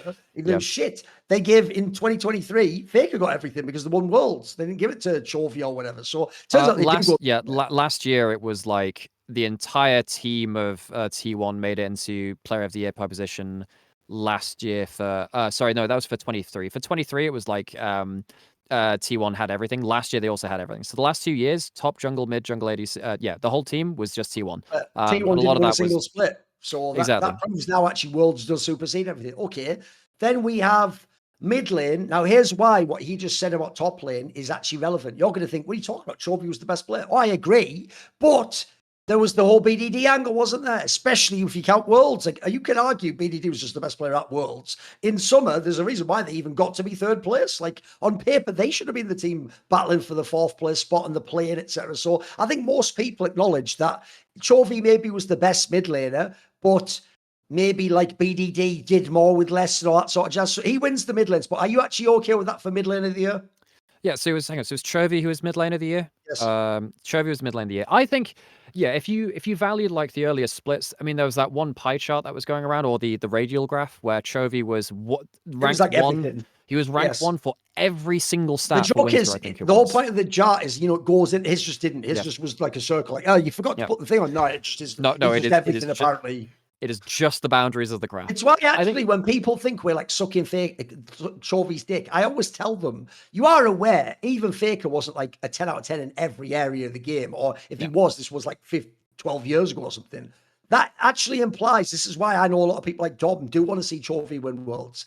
If he wins Worlds, it feels like he completed League of Legends mid lane, bro. Like, what else could he get better at? Even shot calls now, for fuck's sake. No, Chovy is just a complete player. This guy's really, really good. There's no one who's been better at laning. He's the best peak laning mid laner in history. I mean, this guy just does unreal stuff with it. And I think he actually has gotten to the point now where he doesn't have as obvious flaws where you always know he'll farm an extra wave. You'll always know there'll be like some exploitable weakness there. The one thing was just, his Worlds wasn't fantastic again. It's the one thing which people are going to hold against him. But you look at his body of work throughout the entire year, just absurdly good again. I think what some people might hold against him is that specifically against BDD in the individual matchup, BDD has been better than Chovy in a number of occasions. It was sort of the kryptonite to his style for some reason, wasn't it? Yeah, BDD can actually lane against Chovy in a way that most mid laners can't, and BDD does seem to really revel under that pressure. But if you take both those mid laners against every other mid laner in the LCK and in the world, I would argue that Chovy does a better job. And that shows up in the stats, and I think that Chovy is this terrifying kind of player that he will always be a win condition in a way that just no other player is. His resource acquisition is just always makes him into a threat. So for me, yes, the worlds aside, I think Chovy was better throughout the average of the whole year. If you take that as the argument, I think it's valid. If you take just peak performance and peak achievements, well, I mean, it's not like KT won a split themselves. I mean, they got to Worlds Finals. That's their achievement, which kind of goes in BDD's bag. And BDD, I suppose, the argument for BDD is that, he had teammates actively working against him for parts of this year. But yeah, I think that Chovy, I'm not unhappy with this. I think he deserves his flowers. The thing for me is, first of all, you did win the LCK season and MSI, and you were second in the LCK Cup, which is all the LCK tournaments before Worlds. Also, you made the semis at Worlds too. Like, so you totally flopped. The problem here is this. I always wonder what people mean. Like, this is why I always say now, I want to know, I think great is different than best. When you say great, people do mean you accomplished great things, you won great things. They don't just mean you were the best. Like, because in theory, you could be the best or the worst team. You could, which I think is more like a KT roster-esque scenario. So if you just ask me who was the best mid laner this year, my eye tells me it was Chovy, even if he had more help and blah, blah, blah, blah. I also think, by the way, he was ultimately the most important part of the team. So it's not like he wasn't like carried. The problem I had with the Faker past years was, so he's the player of the year, but he was not even the best player on his team. What the fuck are we doing? Like, what does that mean? Like, I'll never understand that comprehension. I'll tell you what's interesting is I believe this is Chovy's first ever LCK award. I don't think he got any LCK awards. I think so, because as I say, he never won Worlds. Yeah, true. Yeah, I don't think he's ever won anything. He never won Mid of the Year, never won like Player of the Year or anything like that. Obviously, when you're competing against players like Faker who win Worlds all the bloody time or whatever, if Worlds is put up there, that's crazy. But that adds context to later on as to why it doesn't feel. It feels a little unfair to Chovy for some previous years because of this year's decision criteria for Player of the Year. Yes, I'm looking back in his career. They just never gave him anything, mate. Never got shit, as far as I can tell. Right, okay, then we go down to bot lane, obviously. So the bot lane is Gumayushi for ADC. Oh, sorry. It's bottom of the year, as according to the name of the award. For some reason, they keep calling it bottom of the year. I mean, the irony of that is actually Koreans in general aren't particularly embracing of like gay lifestyles, etc. So what they won't realize there is that's just one of those things where they've scoffed the English. They in no way would even be playing into that joke, is the same. Because also, by the way, the reason why it's hilarious, Gumayushi of all people's there, is he's not actually like a god tier laning ADC. So the joke is like, what? Because he took it from Ruler and Viper on you. The jokes write themselves for that one, don't they? Like you walked right into that one, mate. Oh God, the amount of people that are just like, I've just opened this to see that why are there 1,000 comments on this? Well, that's because of it. Now, I do think, though, this is an interesting one, though. This is, I think, where it gets controversial. Gumayushi, what do you think? This one screams to be kind of the story of the year. Now, in terms of the person who I think had the best story of the year for AD carry, Guma did, going from being benched to winning Worlds and being the best AD carry at Worlds by a lot of people's metrics. Yeah, absolutely fantastic. But I do get, I think people have just miraculously forgotten that he basically didn't play Winter and was subbed out a bunch. He didn't even play for the whole year. And yes, him bouncing back to being on excellent form in Worlds was really, really important. But if I look through, at the host of other people, I think for me it's a sitter between. I think I would personally give it to Viper. I mean, I also think that Viper, despite going out at Worlds quarterfinals, had just a Herculean effort there. I actually mentioned this briefly on the last episode too. My team of the World Championship for 2025 had Viper over Guma Yushi, despite the fact that Guma was World's Finals MVP, what have you. I was just very, very impressed by Viper. Not that I wasn't impressed by Guma. If you're taking this to be the whole body of work over the whole year, which I presume that's why, part of the reason why Chovy was put in there, why would you not put Viper, who was excellent at first stand? He was excellent throughout the entirety of the year, one of the best players in the world at Worlds too. I'm surprised that Viper didn't get the nod here, especially given that out of all the years in his career, I think you can argue this is maybe the worst one for Guma because he was subbed out earlier in the year because of those earlier kind of low levels of play. He did recover towards the end of it, but if you look over the whole year, I don't think it's actually that close. I'll just give you a few stats here. So it's easy to find this out, by the way. You just go and look up Smash's stats because he's the one who was subbed in. So Smash in the LCK Cup played 15 games at the beginning of the year. Then in the LCK itself, he played 9 games. So that means like 24 games. Guma Yushi wasn't even in the server, but he's the ADC of the year, the bottom of the year, whatever. I think that one's nuts because to me, look, you either say off history and the fact that Genji won a lot and they won MSI, it's Ruler, but I actually think if you look at the level of play, it's Viper. I agree with you. And also, sure, they didn't win. Look, they did win first stand and they won the LCK Cup. They were second in summer. Like, bro, it's not even that bad. He came top 4, top 8 at Worlds. I think overall, this is why I say they do care more about winning. But the problem I think is this. I just think of all the T1 players, in my opinion, Owner and Faker were the ones you could have never made this case for. And Doran, maybe. I think Kerry and Owner, you could have done that. You could have found an angle for that. That's fine. They did indeed get in the team. But I think this one's egregious. I really think it is.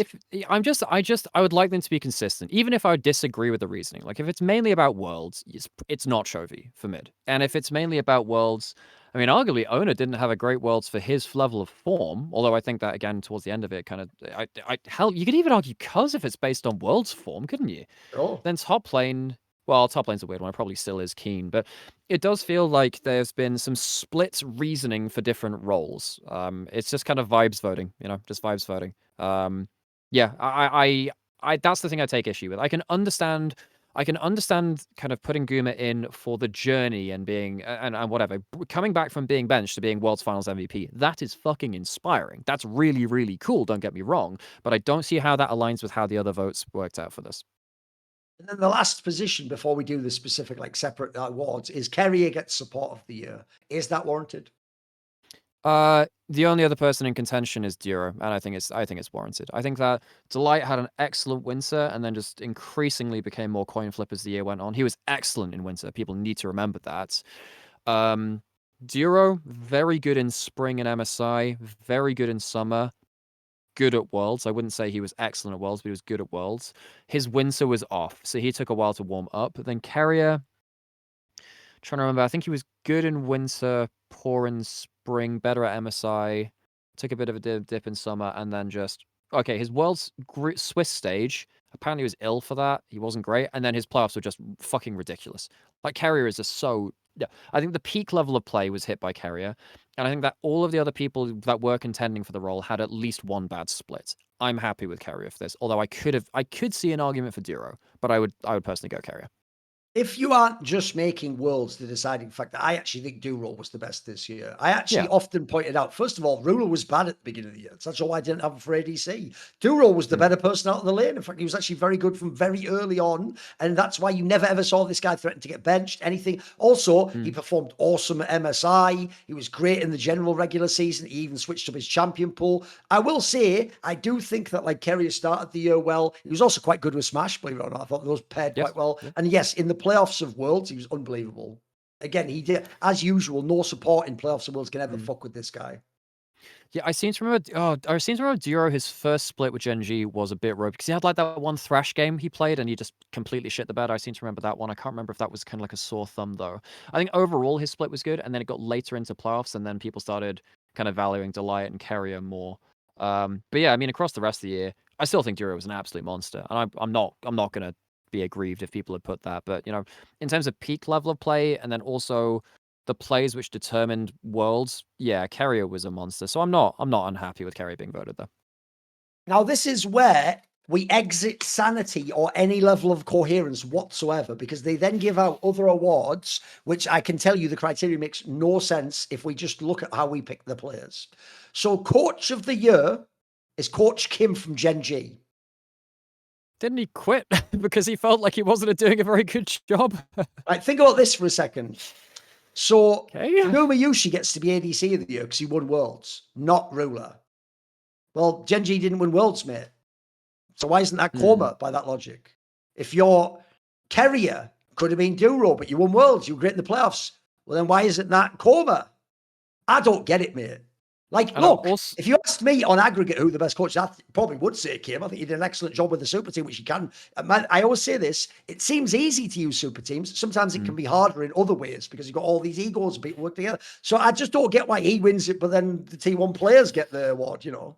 I would argue that maybe you have to put some like score for dragging that team somehow to a Worlds Finals, because I actually think that group of players did way better around objectives than they had Eddie right to be. I think I would personally put score, although I guess the rest of the year was a train wreck. There is an argument to say that Kim actually held back bits of Gen G because the drafting was poor, and the way Yeah, that they but the fell problem apart is, at does he Worlds was. draft? Isn't he the head coach, though?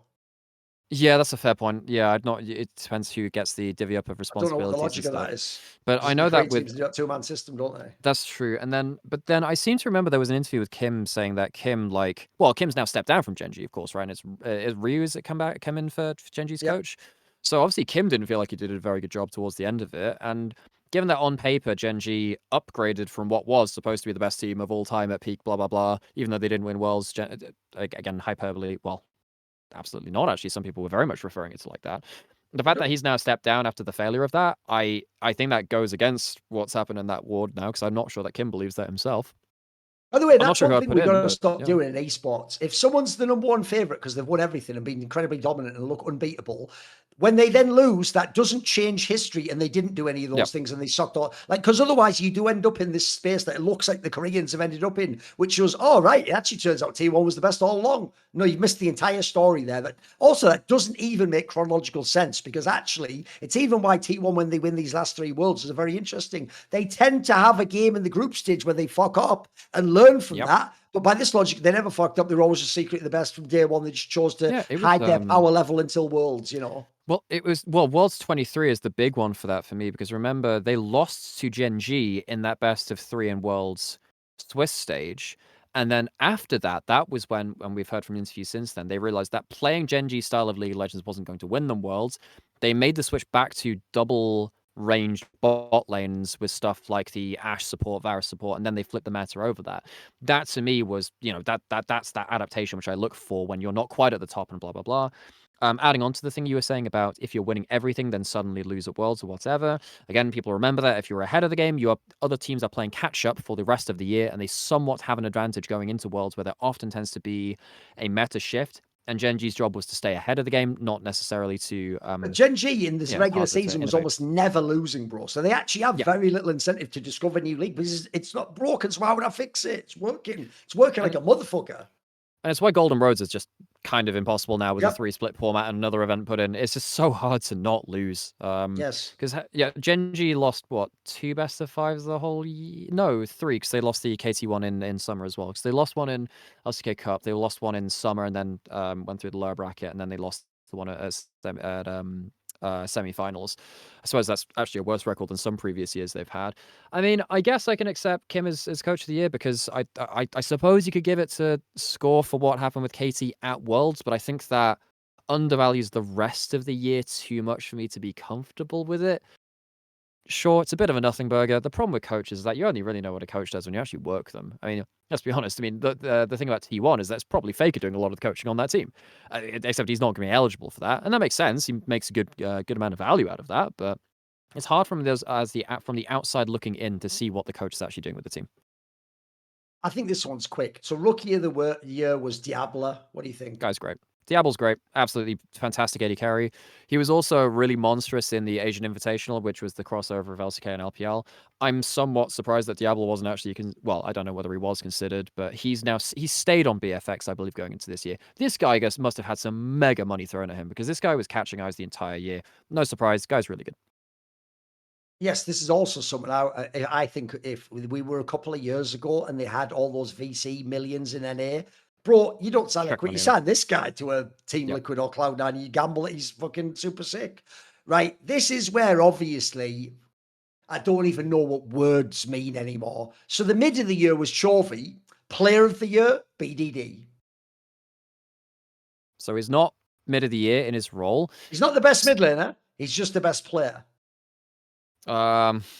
Again, I just don't know what the logic is. Just where's your consistency? And also, like, if this is the case for this year, where does this apply for like anyone from previous years?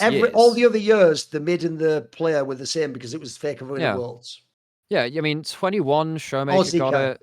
Then it was Xayah in 22. Then it was Faker and Faker. So this is the only time ever that Player of the Year has not won their Role of a Year or any other award. Now, do I think that BDD... And it's not even like they're forcing Faker at there. He's not even on there. No. He didn't win mid or play, so it's not like we're doing that. So that's what I mean. What could the criteria be? I don't get it. It's blown my mind. I don't know, most Elo held player. I mean, this guy was doing some crazy work throughout the year against his teammates, effectively. And then Worlds, they got it together. And then there was a 5-game World Finals.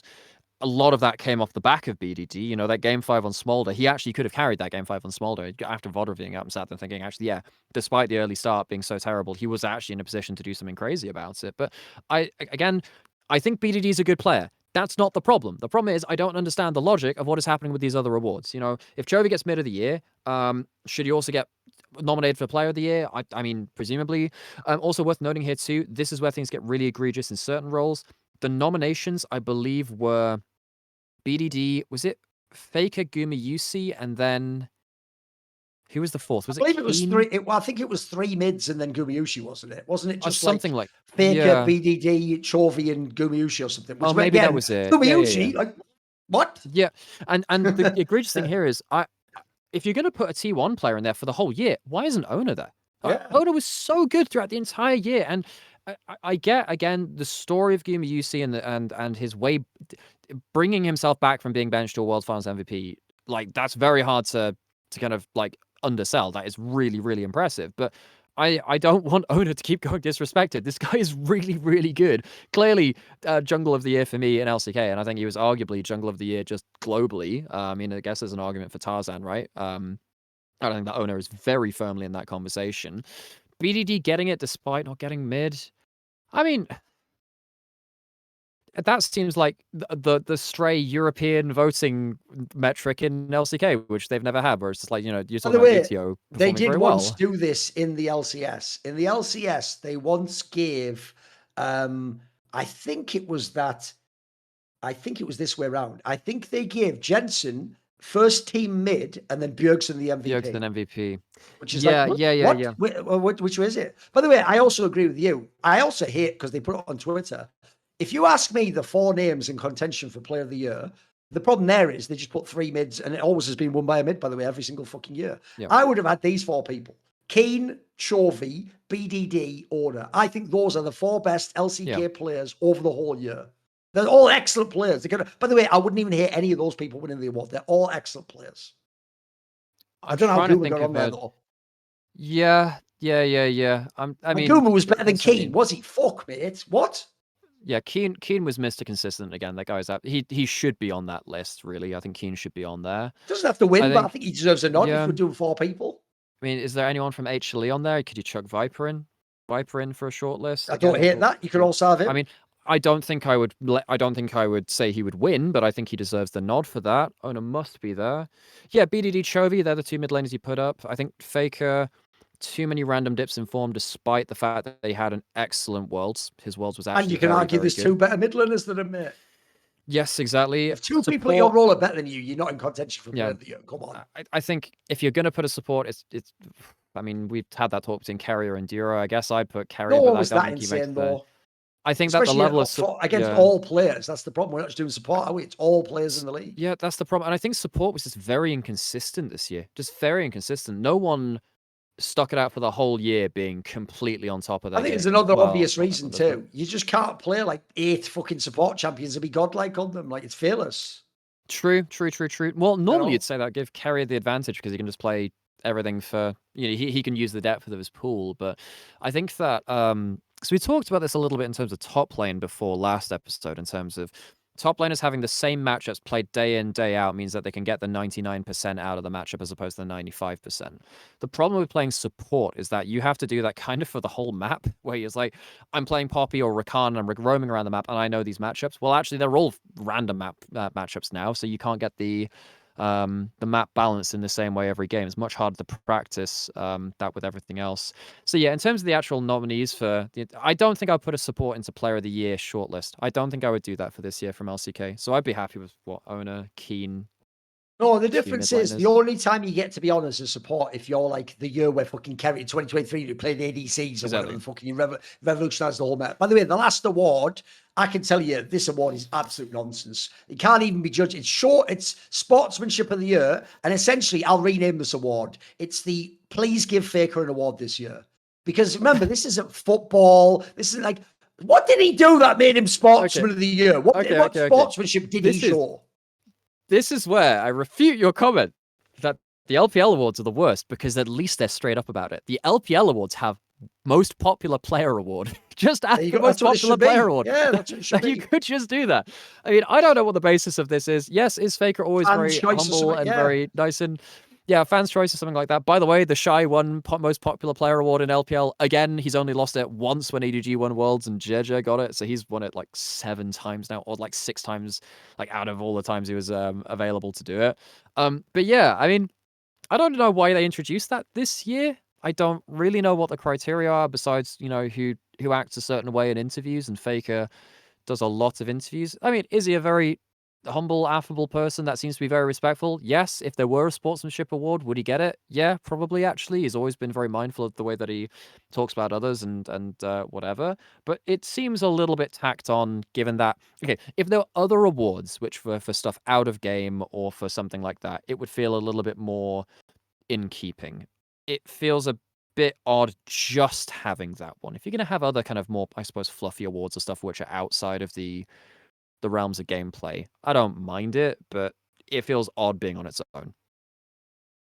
Well, that's, according to them, was the year of BDD. But make 2026 your year by making it when you break out from being a wage slave and become an entrepreneur or a hobbyist, or find some way to express and sell whatever you would like in the world. And if you want to do so, why not do it via Shopify? Because Shopify has all the tools you need to sell online and in person. Millions of entrepreneurs have already done it, from household names to first-time business owners who are just getting started. In fact, they have all the tools to make it where if you've never done a business yourself, they've got all the things you need to get things up and running and be selling soon enough. You can choose from hundreds of really good-looking templates that you can customize to match your brand, or just use them as they see a la carte. You can set up really, really easy, because they've got built-in AI tools that write the product descriptions, write headlines, help you edit product photos. All the marketing stuff's built in. Create email and social campaigns to contact your users wherever they might be on the internet. And as you grow, Shopify grows with you, and you handle more orders, expand to new markets,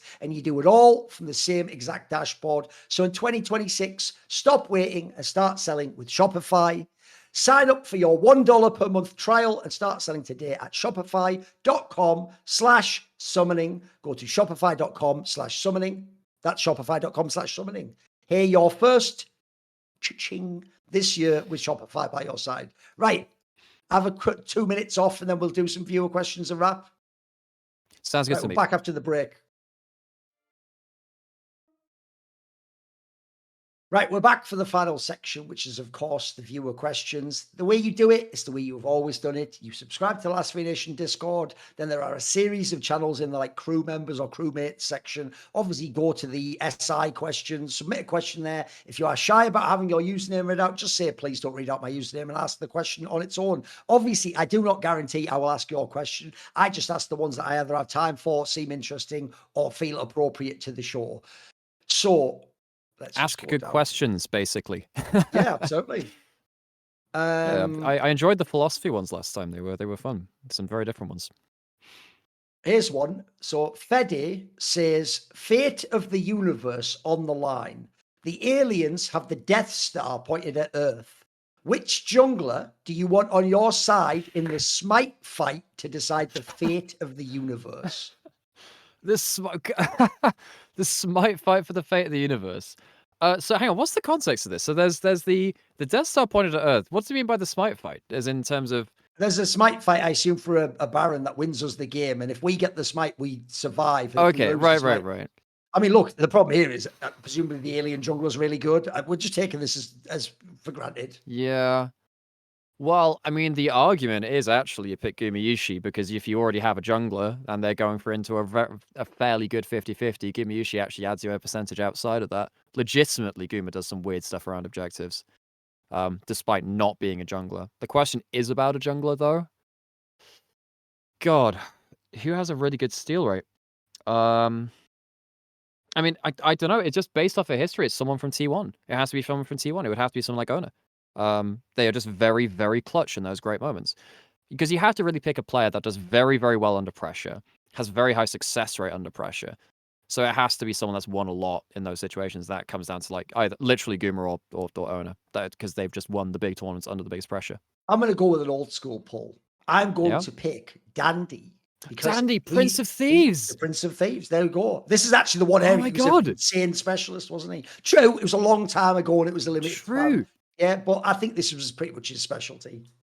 That's actually that's a deep cut, but yeah, you know what? That's a fair point. In terms of people doing stuff recently, well, Xayah was insane at that this year, despite him not being, despite IG kind of failing with that. Xayah, I think, got 3 Baron steals this year and an Elder steal, so he's also on the short list for in terms of recent form. But yeah, I think my tier list would be kind of like Ona / Gumayusi, and then going down to Xayah probably. Right. Nadnerb says, should LOL Esports use a 2 major format? As in, he means like in Counter-Strike, we don't do worlds, we just have 2 majors in the year, and they're in theory of equal value. Like, look, technically to me, MSI is kind of like, but he means that like you'd call them both like a major instead of one's worlds and one's MSI. Would that matter to you? Now, there's some, I wouldn't do that, but I think it cottons onto something which I think is valuable though, which is giving more value to MSI. One of the big problems about MSI for me is that it doesn't have a tangible reminder of who won it in the actual game itself. Worlds has world skins, MSI has nothing. I think that MSI should give cosmetics in a similar way to Worlds. Maybe not the same way. Maybe you don't get a full team. Maybe it's just the MVP, or maybe maybe it's even you just get a chroma for a skin or something like that, if that's easier to do with that. But I do think that MSI should be given more value, partly because I think the format's really good. And it actually has double elimination. I think that MSI is I think there hasn't been a bad MSI since it's changed to that format. I wouldn't give it major status because I think Worlds is meant to be that crazy expenditure and you get these crazy songs coming into it. I don't think you shouldn't make MSI a second Worlds. I think the fatigue would happen too quick. But I think that there should be something to commemorate MSI as more than just an international tournament. I think that there should be something more to it. I'll disagree. Now, look, part of it's because I come from not just a game like CS where we've never had the World Championship. We always had majors like this. And I can tell you can both equally be insane and very epic. But also, I actually was a big fan, for example, in StarCraft Brood War, where they had like a bunch of majors. It was more like tennis with the Grand Slam, and you play 3 or 4 of them, and then it's up to you which one you think's better. So I just like to have a lot of them. The problem in League would be this. I think there's no way they could ever make 2 tournaments as big as Worlds. Like the cost, you notice MSI is a lot shorter in how they run it, and they run shit like back-to-back games on days. It's not like Worlds. Think of past Worlds where there'd be like a week between the semis and a final, and 3 or 4 days. So I think, unfortunately, the spectacle of Worlds, esports isn't at the level right now where I think if you want that, you want what Worlds traditionally, actually, we even shortchanged a bit this year. You can't do that twice. I think you'd almost like back up the esports division. You can't do it with the regular season structure that we have too. Like having long-running major regions, you can't do that. If it was open circuit, yeah, I'd actually be more inclined to agree. Even if I wouldn't, again, maybe I'd have Worlds as Worlds and then have MSI kind of, I guess, bumped up in some way or other. But yeah, I don't think you can run it with the schedule that we have for the year, especially with stuff like EWC entering the calendar and other third-party events. We have First Stand, we have 3 splits now. The calendar is getting so bloated. To the point where it wouldn't surprise me if some players and teams started dropping out some events and starting with the least valuable first. But yeah, I'd like to see something to commemorate MSI and make it more notable to kind of casual players in the game itself, because in-game players have world skins to use. You don't have that for something like MSI. I'd like that, but I wouldn't scale up MSI too much more.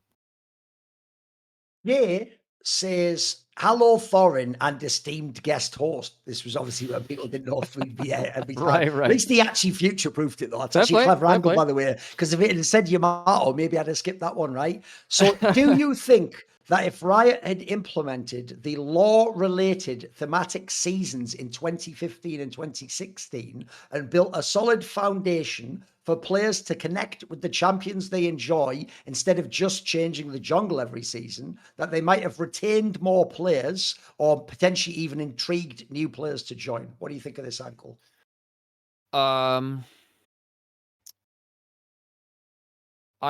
I mean, Fortnite does something similar, right, with its season things, and they try and tell big stories. And then what they have is like big in-game events towards the end of the season where players join and they kind of play through a story event at the same time.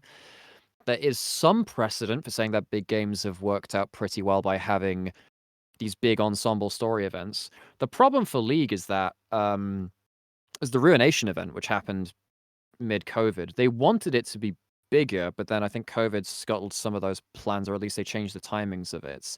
And they just didn't handle it very well. So my problem is that based on how they handled Ruination, where it felt like they didn't really handle the characters very well, it was the one time where you could have a world-ending threat where all the characters were doing something to do with it. There aren't that many things in the League universe that have been set up right now to do that. It was the one thing which can actually draw the characters together and make something more of it in a lore way. I enjoy the lore of the game. I am someone that enjoys single player games. I enjoyed like the Ruined King separate release that they did. That was actually very fun. I enjoyed that. I'm not sure I trust League to pull off that kind of narrative experienced on what they've done before. I just don't think they've got a good track record on it, and I don't think that would have changed way back then anyway. The biggest thing they did back then was some of the Halloween events. They did the Harrowing, which was pretty good back then. And of course they killed Gangplank. They did that. that was great. All that did was piss people off. So I don't know. I think there is a precedent for long-standing lore events to help. I think that the lore of League was in the shitter for a while. I think it's in a much better place now. Realistically, if they want to do lore stuff, do it through stuff like Arcane instead. I think it's just way easier. I don't think that games like this, Overwatch ran into a similar issue. You don't have to have the lore change things in-game and you to play through it. I think you need the lore to be something which you don't have to engage with, because there are a bunch of casual players which just do not give a damn about it. So This is like a mildly self-indulgent one, but to be fair, I can't always just ignore the ones that keep other person can't answer, because people do want to know some of these ones. So this is actually one that has nothing to do with esports. So I'll just ask you first beforehand. Do you by any chance follow battle rap? no. No. Right, in that case, this one's just for me then. So Neo Muji says, for Thorin, who's your favourite battle rappers? Mine are Loaded Locks, Pat Stay, and New Jersey Twerk. So I'll give you a few. I jotted a few down while I was thinking about it. My favourite one ever would probably actually be a British battle rapper. He's from Scotland. He's called Soul. And I do think he has the best pen, as we say. He's the best at writing like actual lines and schemes, probably ever. I even think better than the Americans. I think his delivery's pretty good. It's just, I'm sorry, that art form was sort of invented for Americans and particularly people with sort of hood slang. So it just doesn't work as well with the Scottish guy, but the pen is unbelievable. Like he's one of those guys where you actually can go back years later and you'll realize like a reference you didn't quite get. And it's like, oh, holy shit, that's even better than I realized. So you'd be my favorite. A more old school one I was a big fan of was an American guy. I've actually interviewed some of these people on my side channel, by the way. Was an American guy called Fresco, who also had a very good pen, but he actually had, I think, he was an Italian American guy. He had a really slick delivery though. He never tripped over his words. And actually, he was like 10 years ahead of the game in that, in theory, if you're not actually from the ghetto, it used to be considered like a bad look for you to do what you call gun bars. Like, I kill you with a gun so big, fucking it tipped over and Kate Winslet died from, if you don't, like, in theory, you were only supposed to do that if you were legit. He just 10 years ago was like, fuck it. Even though he's like some like Italian white boy from like a nice family, he just did all that shit anyway, but he was just amazing at it. He just had a really like a punch shot for coming up with these great. Now everyone does that. It's literally the most famous style. That's the way that you make it through those kind of social faux pas. If you're just good at stuff, people don't care as much. It does tend to help. I'm also a big fan of some people where maybe they never tried to diversify their style. They're just the shit at what they do. And there's an American, a black battle rapper called B Magic, who did a lot of the like URL and Smack stuff, where his whole style was he never did like complicated schemes. His whole style was he just did like simple setups, but every bar would be a punchline. So every bar is just clever and you instantly get it. So that style, it's one of the most addictive ever. Look up his battles on YouTube. He's got amazing replay value, still hold up to this day. Just because he's a guy who does a lot of concept stuff, he'll have like rounds that are about like people's like personality, but then some like meta contextual way to. There's a guy called Ilmac, who is unbelievable at stuff like that. He's a guy where, because he's a veteran and he's been around so long, he's willing to potentially burn the idea. If you don't get the round, you're going to think he lost, for the performance of like, but I'm doing something new with the art form. And then the last guy, another guy I also interviewed, is a guy called Real Deal, who famously is from, I believe it's Pittsburgh, and he's called like the working man's MC. His style is, he's got a bunch of styles he does very well. He's very funny, actually. That's one thing he's really, really good at. It's like obvious humor, but he's also a pretty good rapper, and he can do almost every style of rapping. So there you go. Those would be my favorite ones. That's just an area which I have zero expertise. Well, no, I see some various stuff in movies, right? I kind of imagine. You have to realize, I always tell people this. It's the same shit with esports. Like, we only got to the mainstream a few years ago. I always tell people, I'll give you the obvious example. I once saw that like farming fucking simulator world championship. Farming simulator. And I laughed because I was like, lol, they like banned the combine harvest. Then I realized, oh, wait a minute, that's just League of Legends and CS if you don't follow the game. I just saw an article the other day that there's like, they just did the Excel spreadsheet world championships. I'm like, fair play. There's a lot of functionality. Again, though, if you look at League or something like that, if you don't follow the game, you'd think it's the most nerdy shit of all time, bro. Oh, no, I follow the game and I still think it's nerdy as shit. It's that bad. Let's see. Spookin', this is one of those ones that's not related to the game, so go wherever you want on this one. Is the believability and coherence of a setting important to you in fictional stories, or do you prioritize the immediate story and take the setting at face value? So I guess he sort of means, is the theme just window dressing, or is that like deeply important to you? I actually, funnily enough, I watched a video essay on this not too long ago, which is fairly relevant to this, which talks about why modern movies look the way that they do and how that can be detrimental because of filming techniques and kind of like the tactileness of viewing something which isn't real. The setting doesn't have to be believable. You can see sci-fi or fantasy or something like that and say, well, okay, this doesn't make sense, but it needs to make internal logic sense, and the way that you interact with the world must still also be something fairly kind of like logical in the way that you view other things. So, for instance, I look at Jurassic Park, and even though it is very unrealistic, the way that it is filmed and the way that it kind of hides the bad the animatronics, and then uses good camera angles and other kind of filmmaking techniques to make it believable in a visual sense, brings you into it.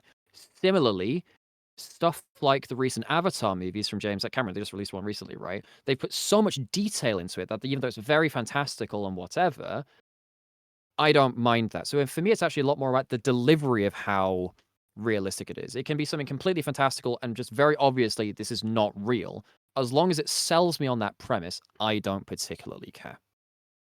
What I would say is I actually think it just depends what type of story you're going to tell. Because I'll give you an example. It's actually a point that Alan Moore, probably the greatest comic book writer ever, has often made, which is that the genre of comics, it's a bit like anime, it's criminally underused because it's only used for one style of story. So his joke would be, imagine if in the bookshop, real books, there were only books about detectives, or there were only books about pirates.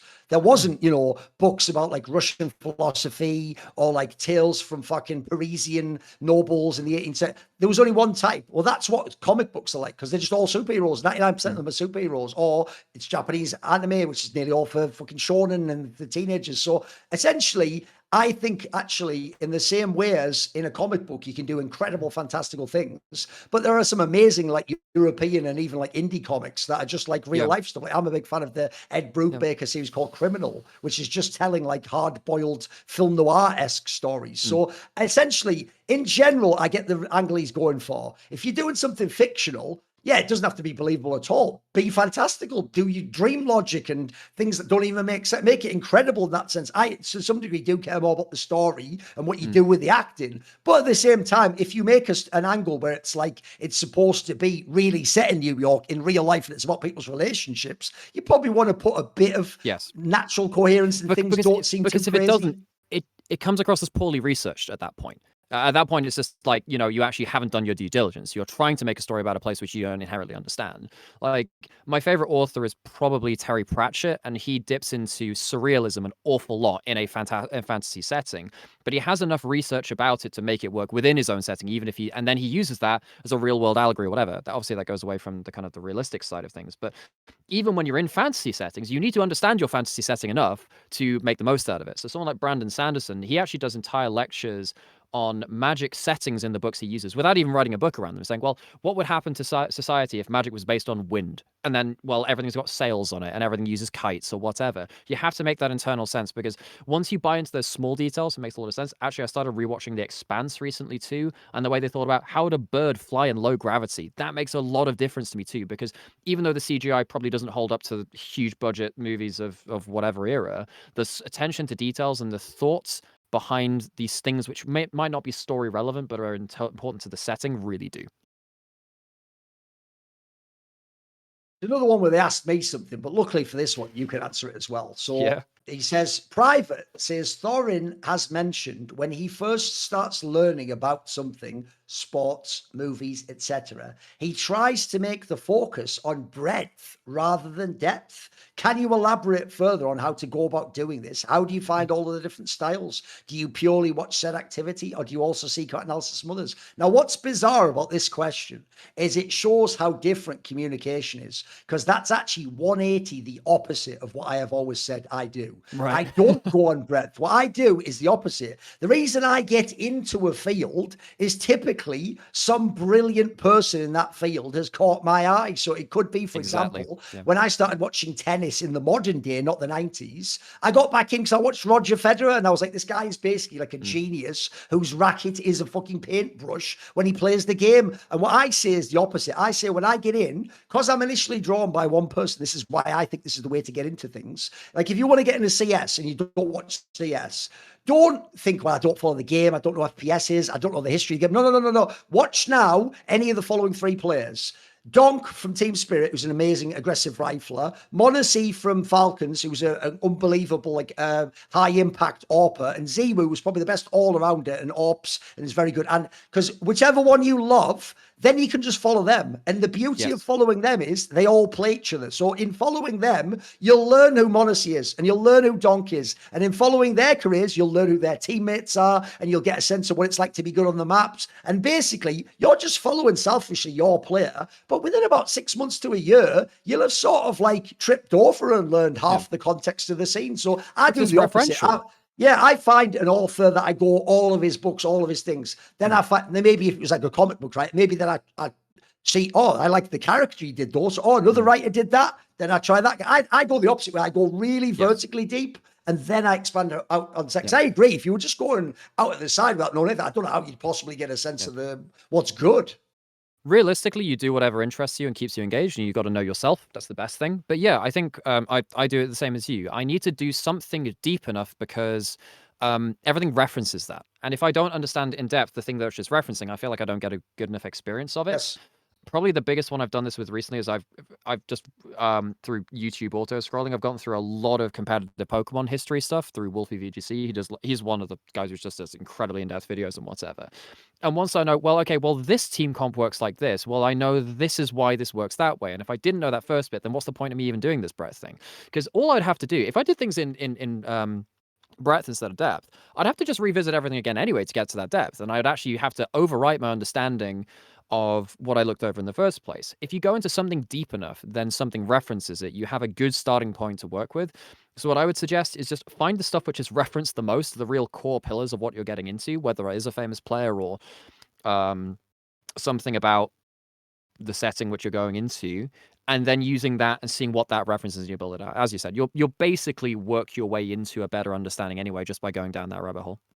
It's weird. It's one of the ways I actually follow one of my favorite genres of music, drum and bass. What I do is I have one artist, I listen to almost everything they've ever done. Well, then, for example, they remix someone else. If that's good, maybe I check out that. Or they do a mix, and then in the mix, they put some other artist's music in. Then suddenly I find that. So I find it's actually just the most natural way I feel like to move through these things.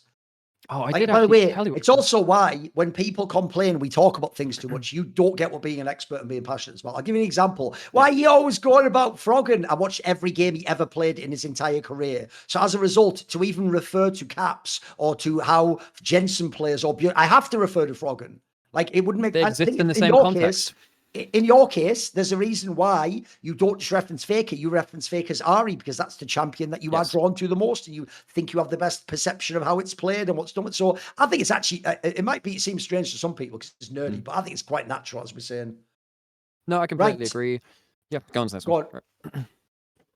Oh, no, same. The other thing is like, the other thing you can do is like a lineage as well, where one thing passes the other to the other, which is like, again, kind of like following that train. And because by the way, I think, for there's instance, another thing I've also film done. genres do that. Like, I'll give you an example. Do you imagine it's a coincidence, Nymaera, that some of my favorite players are Froggen, Larson, Chauvet? Give me a fucking break. If you can't see the connection there, I don't think you get what I like about League of Legends, homie. You know what I mean? Yeah, but you can follow that with film, you can follow it with music, and you just kind of go down to the root, and then you don't actually have to start at either end of the root either. You can look somewhere in the middle. Like, I don't know, if you like The Matrix, you can go and watch like the more recent Blade Runner film and see how that influenced it, or you can go before and go to Ghost of the Shell, or to Blade Runner, or to Alien, or something like that. You can go both directions as well. You just have to find a starting point and find the lineage too.